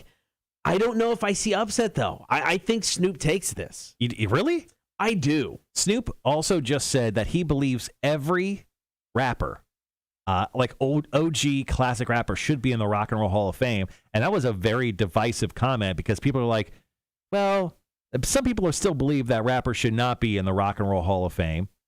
Given your take, it doesn't matter. But he still believes, like, people like Dr. Dre, Eazy-E, Snoop Dogg. Essentially, Snoop Dogg was calling his shot. He feels like he deserved to be in the Rock and Roll Hall of Fame, which, once again, I don't think kind of pushes his way into a very cool, like, guy mentality. No, I disagree, because I'm to the point now, yes, it's called the Rock and Roll Hall of Fame, but it has long accepted acts that aren't rock. Yes, it's the everybody Hall of Fame. It is. So I have moved past that, and yeah, I mean, Snoop Dogg, he deserves a spot. I mean, it is what it is. It's not just rock and roll, so I don't think, I mean, is it divisive to some people? Sure. But does it make him not cool? No. Now, I mean, but he's going up against Robert De Niro. I get it. A man who is placed his feet on our soil, Cotter. Bad Grandpa. Ever seen it? I have not seen it, but driving home one day when I lived on Wilmington Island, traffic was backed up for a good 20, 30 minutes. Come to find out, driving up the other side of the street is De Niro and Zac Efron filming a scene driving a car. So I was within 100 feet of Robert De Niro. I'm telling you right now, I know, and it may be a tough take. Bad Grandpa is a really funny movie. Like, it is stupid funny. And I watched it sober, and I thought that. So just to clear up that conversation, I watched it sober. And Bad Grandpa, it's worth the watch. All right, so Snoop Dogg, number 5, going against Robert De Niro, number 12. You can vote now, the Rock 1061 Facebook page. On the right-hand side of the bracket, the number 5 seed, Charlize Theron, taking on number 12, Woody Harrelson. This is tough. I just watched Woody and Venom 2 over the weekend. I love Woody Harrelson. White Man Can't Jump. Yep. Other films. Cheers. Yeah. What's Zombieland? What's the HBO show he was part of? That was True Detective. True Detective. Oh, right. He was in the first season of that. That was fantastic. And then you got Charlize Theron. She's been in stuff that I remember, but she's also smoking hot. She's an Academy Award winner. One for Monster. Yep. I think Woody Harrelson is an Academy Award nominee. He got nominated for The People vs. Larry Flint, where he played Larry Flint. Oh, yeah. He might have had another nomination here or there. Probably for Kingpin, my favorite Woody Harrelson film. That is such a great movie. This is where we get our upset. You think so? This is where the upset happens. I'm predicting a Woody Harrelson victory. All right, so you and I are split, because I'm saying we're seeing an upset with Robert De Niro taking down Snoop Dogg. You're saying the opposite, which I think Charlize Theron is going to walk away with it. Let's see how the votes go today. You can actually vote right now over the Rock 1061 Facebook page. Both matchups are up. Let us know who you think should win the Cool Guy Tournament. And if you want to check out the complete bracket, it is updated. You can do so at rock1061.com. Coming up next, Marshall's Music News. Cotter and Marshall, Rock 1061. And Max calling her shot already. She's saying De Niro and Woody. So there's your upset. Oh! What's first story you going with? Let's see. Put this away real quick. Put my tournament away next to the giant jar of mayonnaise. I'm going to go with Stabbing Westward. Have you listened to that new Stabbing Westward song? I have not. Pretty damn good. The lead singer, what's his name? Oh, what the hell? Something Flackus. Anyway, the lead singer of Stabbing Westward sounds the same. Like, he sounds incredible. Really? Kind of like Kevin Martin of Candlebox. Like, I was stunned at how great he sounded. It's amazing how good the guys from Stabbing Westward still sound to this day. Let me look up his name real quick. I apparently deleted it. And unfortunately, I don't think. Let me see. You have to save yourself. No, I know. I was seeing if we had the new song by chance. Oh, okay. Oh, it's Christopher Hall. That was way off. I might have it if I can. My email is not working for some reason. You know you got good friends when a buddy messages you and says, "Happy birthday, you old fuck." I'm going to see if I can get it from my desk. Okay, cool. It's been a great birthday to this point, guys. Thanks for hanging around, spending it with me. Appreciate it. Scott says putting a rapper in the Rock and Roll Hall of Fame is like inducting Judy Garland for The Sound of Music. Yeah, I don't know, man. I don't really get it. I understand that some rappers have added to the legacy of rock music.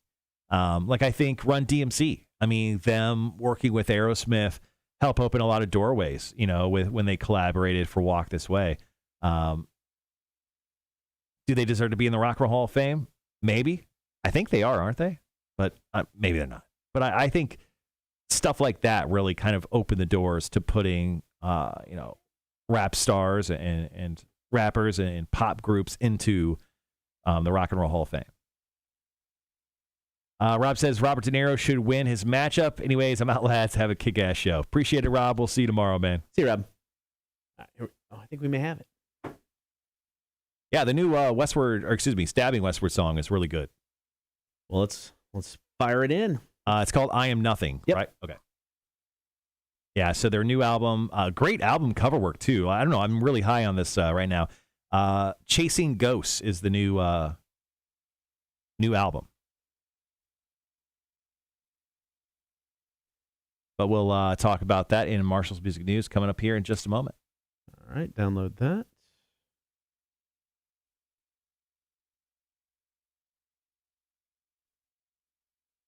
Rob says Iron Maiden isn't in the Hall of Fame, so it's in shambles anyway, right? Yeah, then you get stuff like that. It makes no sense. I mean, I get the, hey, let's wait 25 years or whatever it is from their first release. I think that's cool, but I don't get how they'll put some bands in that have an album. To me, that's a tough putt. I mean, it's like how are bands in that, if it was somebody who was so influential, I get it. But there's some bands that's like their body of work is so small, and it's just like, I don't know. Can you put somebody in on that much? Now, if you look at somebody, it's like, all right, Jimi Hendrix has got a small catalog of albums, but he influenced every single guitar player who came after him. Done. I get it. You can't say that for all of them. Yeah, so while you stepped away, I mean, I was talking about just the importance of like Run DMC, right? So Run DMC, I think, helped introduce the idea of putting rap groups into the Rock and Roll Hall of Fame when they worked with Aerosmith, right? Right. Because they kind of combined the two, and it hadn't really been done before. Right. Sorry. Yep, that's it. Okay. So Run DMC was actually introduced into the Rock and Roll Hall of Fame in 2009. They were inducted by Eminem. Okay. Yeah, I got no issue with different genres getting in. It doesn't bother me. That's fine. But yeah, I don't. They don't have criteria, which most Hall of Fames don't. It's just votes. Mm-hmm. I want to say, is it LPGA or PGA? One of the golf, they have, this is what you need. This is the criteria you need to hit to get in the Hall of Fame. Oh, okay. So I'm like, that's kind of cool, because now you know what you need to get. Yeah. Yeah, I didn't know that had a criteria.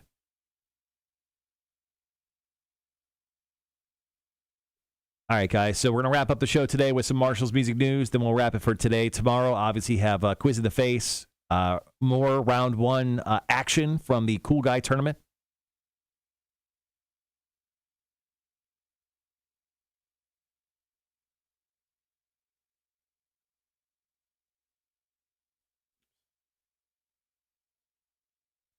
So we'll go into the new Stabbing Westward song? Yeah. Okay, cool.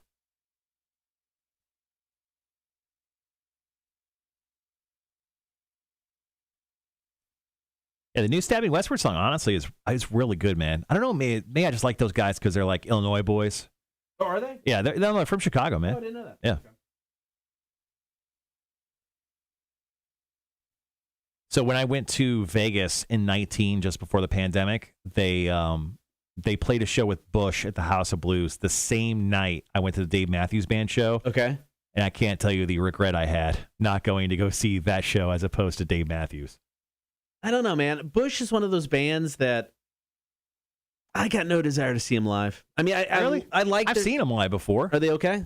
They're good. Yeah. I mean, they're Bush. I like their stuff. It's not like I hate their music, but I'm just like, nah, don't need to see him. I mean, I would pick them over Dave Matthews. Well, having never seen Dave Matthews, I might pick Dave Matthews over them. Yeah, and we got free tickets to go see Dave Matthews. I'm sure I could have pulled some strings and got some free tickets to the Bush Stabbing Westward show, but right. I don't know. Oh, I think Chevelle was on that tour too. So I mean, it was a really great lineup for that show. And the House of Blues is an awesome place to go see a show at in Vegas. But yeah, I went and saw Dave Matthews, and I didn't see him before, so I'm glad I got him marked off the list. But Dave Matthews Band, I think, is better enjoyed like in amphitheater and really drunk or stoned. Yeah. Scott, have a great rest of your day, bro. Thanks for hanging out with us today. See We you, Scott. appreciate it. Yeah, no, Dave Matthews, I get that. You really kind of have to be, enjoying the surroundings, Yeah, Dave Matthews. I mean, the standard was set the moment we walked in and a lady dropped her, little lozenge tray full of drugs. And then she offered people drugs for picking them up for her. Oh, thank you so much. Yeah, they're just ecstasy. If you guys want one, here. I've got so many ecstasies. I've got all of it. Got all the ecstasy. Now we're good. We're not going to do the drug ecstasy. At a Dave Matthews show. I just don't know you guys well enough. Yeah, no, I'm good.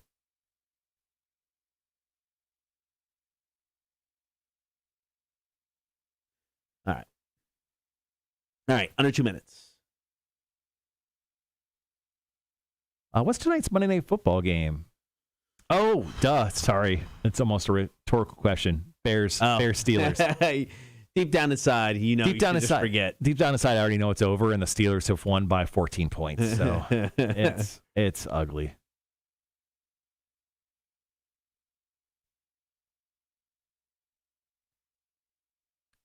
Steve said, I got to party with Tesla there. Won backstage passes for the House of Blues of Vegas. Was a great place. Yeah. Nice. House of Blues was the very first venue I went to when I moved to Vegas. Okay. We were doing so when I was working in promotions for our alternative station, a bunch of alternative bands would come in there. It was a great spot to see a show. It held about 2,500 people max. Yeah. And it's like almost sunken into the Mandalay Bay. So Mandalay Bay, there's the big casino floor, and then you walk into the House of Blues, but you have to walk down probably about 30 steps. There's an elevator there too. But I mean, you walk down all these steps, and then you go into this big venue, and you walk down even more steps to get to the real floor. But it's like 2 stories, and it was beautiful. And it's just got like a vibe to it that would just oozed music. Like, it was so cool. But that's awesome. I've been there many times. We'd go hang banners for like Rise Against, and Social D would play there. And that's cool. I have to go in, put in banners at like 1 o'clock in the afternoon. All right, guys. Under 20. We'll be right back.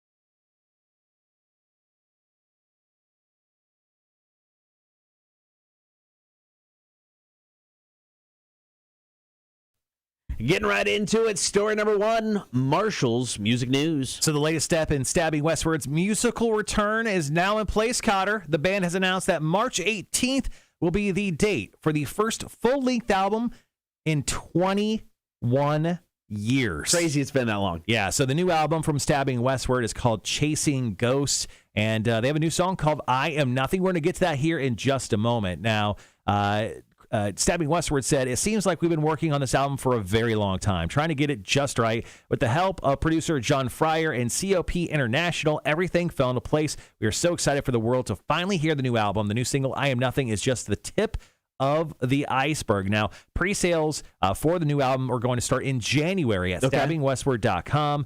There's also like a backing, like a financial backing. I think it's called like bandcamp.com. Okay. Back the new release, but that's over with. But now you can pre-order the new album here in about a month and a half, and the new song, I Am in Love With. Listened to it yesterday a couple of times, so let's go ahead and debut this song. All right, Low Country Coastal Empire premiere, new Stabbing Westward, I Am Nothing. More of Marshall's music news next. Rock 106.1. It's a very, Stabbing Westward, even now, still sounds like Stabbing Westward 20-plus years ago. Right. They have that Nine Inch Nails, industrial sound to them. Yeah. But they're just, almost poppier. Yeah, I get that. They love the hooks and melodies where Nine Inch Nails kind of went off on their own universe of stuff, but pretty cool. So I think what we'll do is we'll jump into a story about Jethro Tull.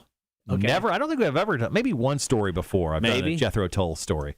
The only bit of knowledge I really have, obviously, Aqualung is their big song. Mm-hmm. I can't think of the guy's name. You're talking about the lead singer? Lead singer plays the flute. Yeah, where's his name? He's a flautist. He's a flautist. That's what you call him? Flautist? Yeah. Ian Anderson. Ian Anderson. Yeah, there we go. sorry. Ian something. Yep. I remember playing the album is just a weird album cover. But anyway, they won the first hard rock Grammy or the first metal Grammy or something like that. Obviously should have been Metallica who was nominated, but instead it went to Jethro Tull. So. Yep, I remember that. Yeah, but we'll talk about Jethro Tull, and then we'll get into Metallica, oddly enough, for our final story. Yes, thank you, Charles. Yeah, Ian Anderson. Another big, bald, beautiful, sexy man.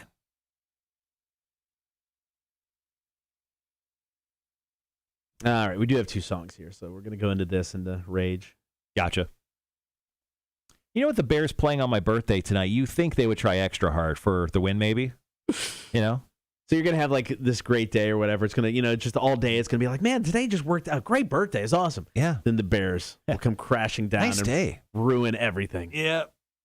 Trust me, that's kind of how they do every single Sunday. So it won't feel much different from any other regular day, even if my birthday is today. All right, how much time we got left? We still got about 5-ish minutes. Oh, sorry. We're going to commercials here, right? We got another song. And okay. Yeah, gotcha. we're going to come out of this song. The next one.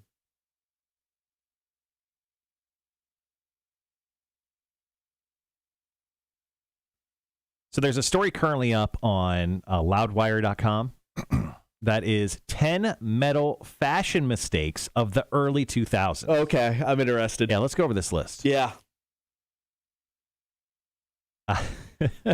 First one, flaming forearm tattoos. Case in point, Chester Bennington. He had a flame going up his right arm. So that is a fashion mistake, metal fashion mistake of the early 2000s. That was a definite thing for a while. How about this one? And a lot of people did this. Eyebrow rings. Stone? Stone? We talking to Stone? Our buddy Stone. Still has one? Aaron Lewis of Stained. Yeah. There's also quite a few other people that apparently people credit Alicia Silverstone in the Aerosmith Crying video for popularizing the belly button ring as well for women. So it was kind of like eyebrow rings for guys, and then for metal chicks, it was belly button ring. Yeah, I never had the eyebrow done. I had my nose pierced, and I like that look. I mean, I think I could still put something through there. I like the look. I took it out because I had a job interview. Yeah. And I had heard stories about the guy that I was interviewing with, and I'm like, I don't know if this is a good look. So right. I took it out for that. And I kind of regret it. Like I said, I didn't mind that look. Here's another metal fashion mistake of the early 2000s.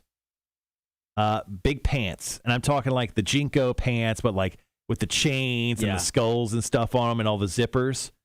Yeah, that was definitely a metal fashion mistake. I never owned a pair of those. Well, first of all, you couldn't find them for a while. While they were like super popular, you could not even find them because people were like buying them up left and right. It was a look I was never into.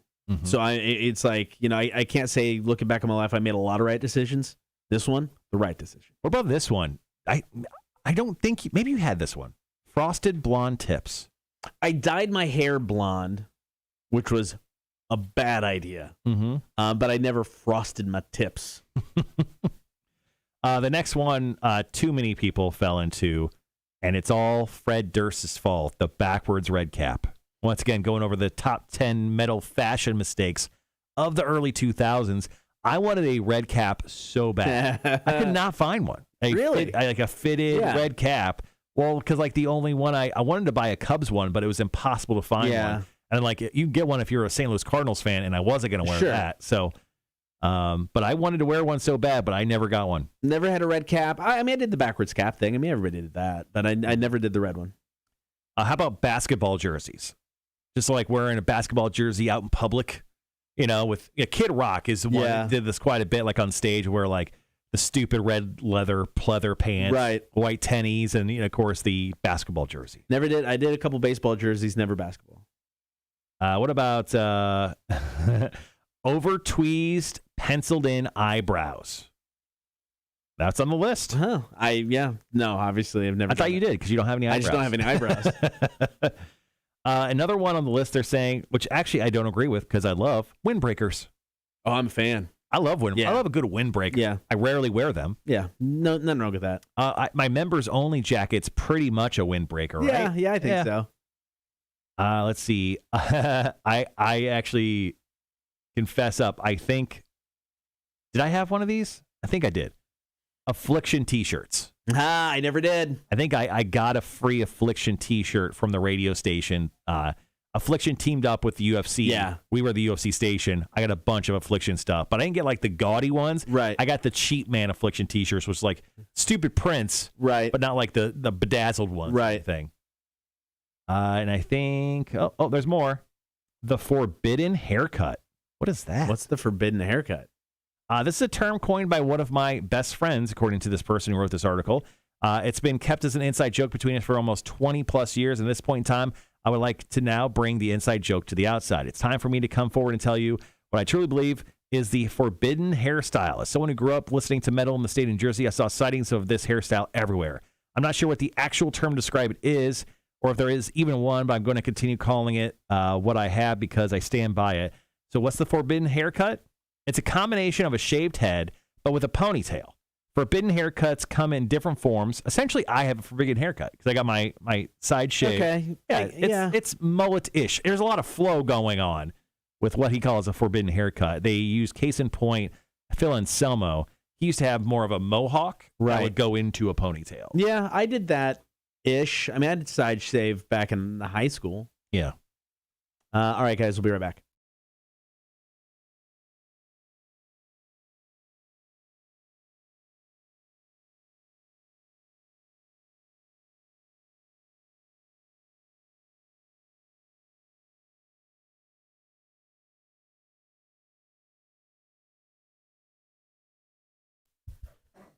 Getting into story number 2 of Marshall's Music News. So Jethro Tull, what?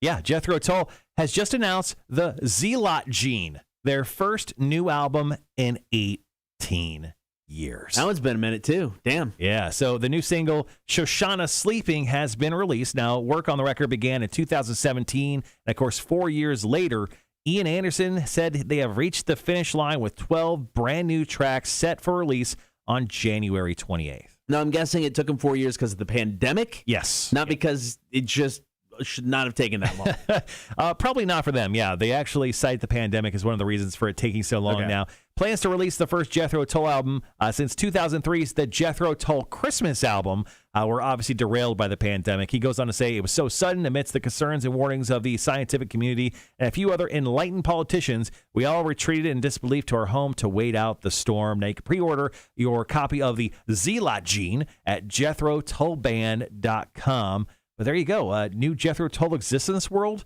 Are we better for it? I'm not for sure, but I'm happy it's there. All right, coming up next, we'll have one more story and we'll wrap up the show. It's Cotter and Marshall, Rock 106.1.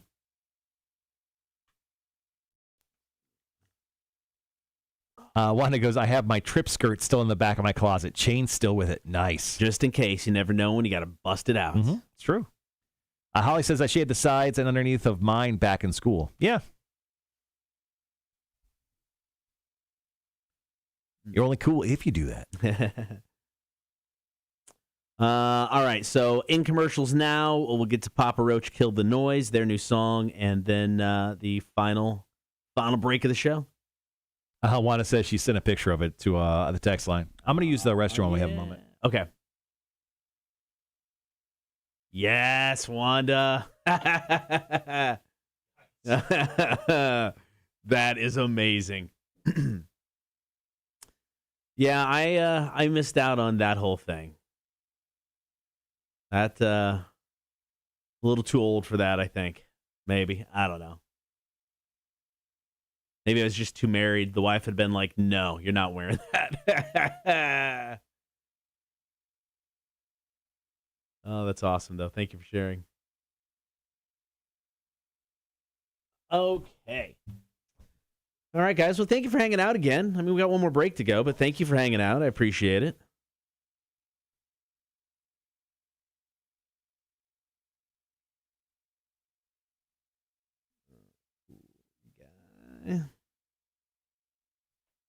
Running around crazy the next couple hours.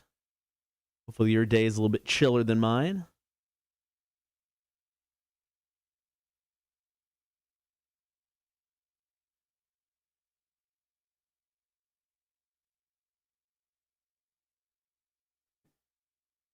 Oh, crap, man. I shouldn't be this tired, guys.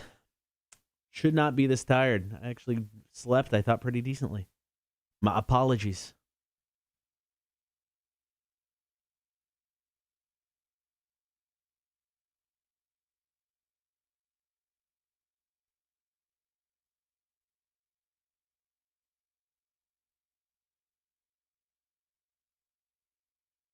Okay. Coming up on the show tomorrow, Marshall gets quizzed in the face. We'll continue our Cool Guy tournament, among various other things.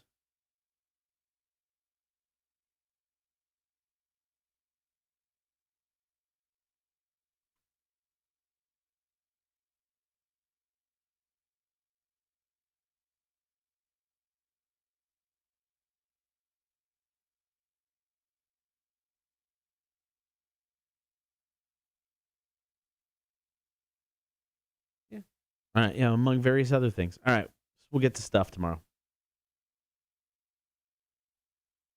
Crash, of course, coming up next. Billy, the Badass Rock Show, a little bit later on.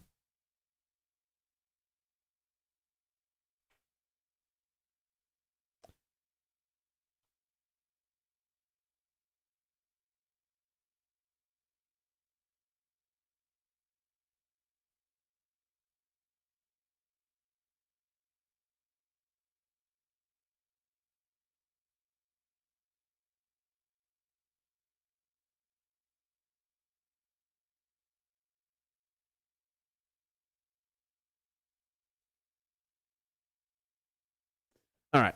Sorry. All right, we got about a minute left of commercials, give or take. Then we'll head into new Papa Roach, Kill the Noise, and then the final story of the day. Once again, just wrap up the show.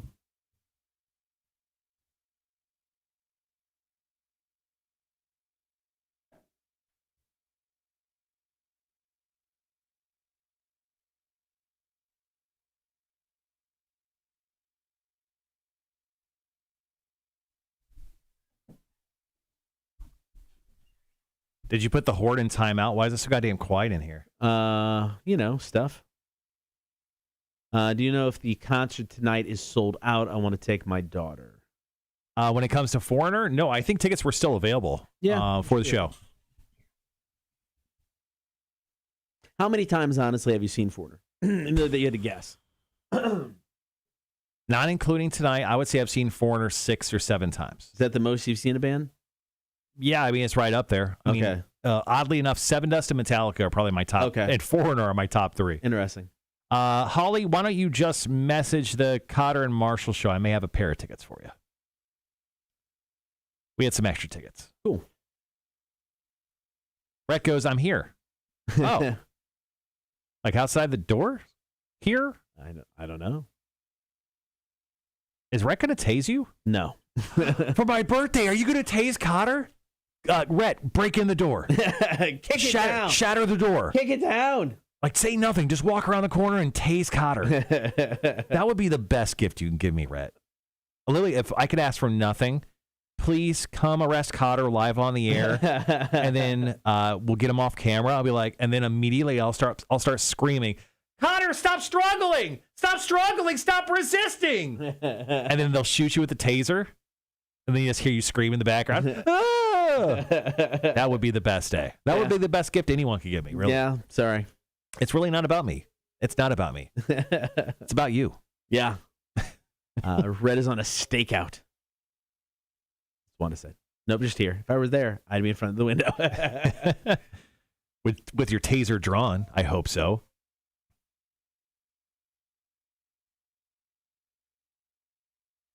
All right, under 2 minutes. And that's a wrap for the show today. Truth. So, least favorite moments generally from... Jesus, I'm getting all sorts of messages. Least favorite moments from birthdays in general. I hate the... oh, you're wearing your Savannah Ghost Pirate shirt. I hate the phone calls I have to do with my family. I love my family, don't get me wrong, but it's like the same thing. It's like, happy birthday. How old are you now? Oh, okay. Doing good? All right, talk to you later. It's like those same conversations every single year. I'm lucky. My family doesn't even give a shit to call. They don't call you at all for your birthday? My mom has not acknowledged my birthday probably the last 2 or 3 years. No text, no call, no anything. Oh, okay. Not even last week it was your birthday. Happy birthday. My dad will call. I shouldn't say that. My dad calls. My dad's good about it. My brother will give me a text, and Adam will text me, Nathan, nothing. But my mom will not. She hasn't acknowledged my last 2 or 3 birthdays. Yeah, I get phone calls from everyone except my sister, which is Tanya, who I am the least close with. Right. Be funny if she was watching right now.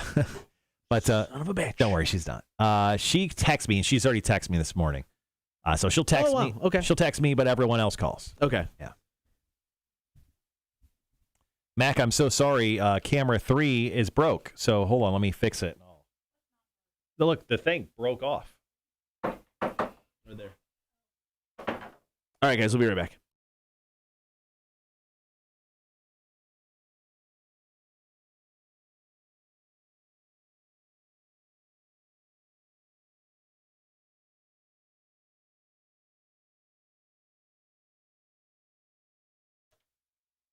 All right, before we get out of here, story number 3, Marshall's Music News. I'm totally ready. Commemorating 40 years of Metallica, the band will release a special, extremely limited ring.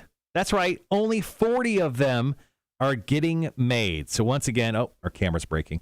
Metallica's releasing like this weird, like members-only pinky ring, right? Type of thing.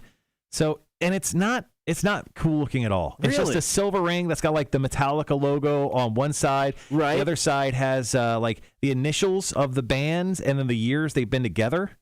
Band members. It's fairly weird. It sounds like something you get your junior high girlfriend. We met on this date. Here's our initials. I love you. Well, wait till I tell you how much it costs. Oh, dear Lord. So these 40 rings will be made to order, crafted from silver and hand-numbered 1 through 40. Each will feature engravings from James Hetfield, Lars, Kirk, Robert, Cliff, and Jason. Is this the world's largest ring? It looks tiny. That's the thing. The pictures make it look very tiny. So one side will display the number 40 with the M logo stuck through the 0, and the other will feature the years 81 through 2021. Now, these things are going to cost $400. Oh, I was going to guess over $1,000. $400 a piece. Now, they currently have gone on sale as of this morning, about 44 minutes ago. I have not checked to see if they're sold out. There's only 40. I'm guessing. So there's two editions. There's the limited edition, which is $400, and there is the standard edition, which is $250.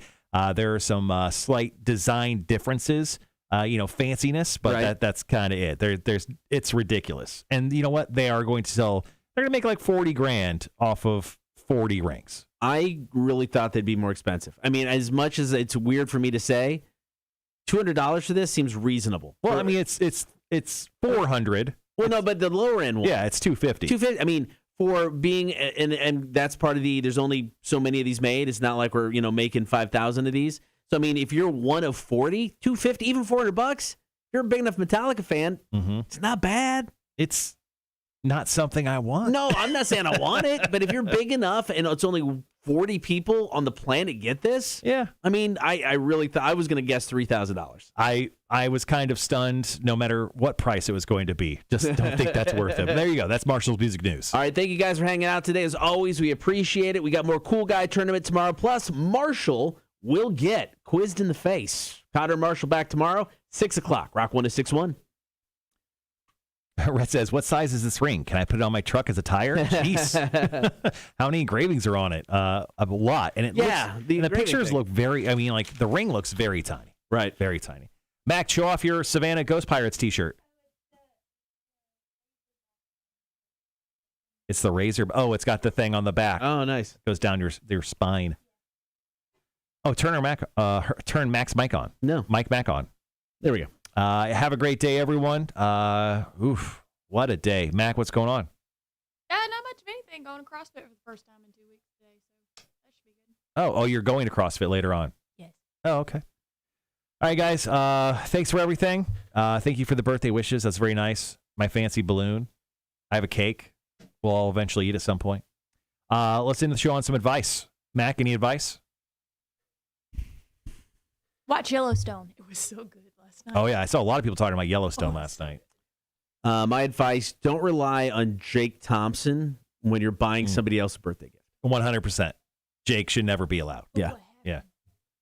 Marshall's not getting a present today. Yes. Jake's not here. So we're getting to it. I guess. Yeah, definitely. My suggestion is to wipe twice. So we'll see you guys tomorrow.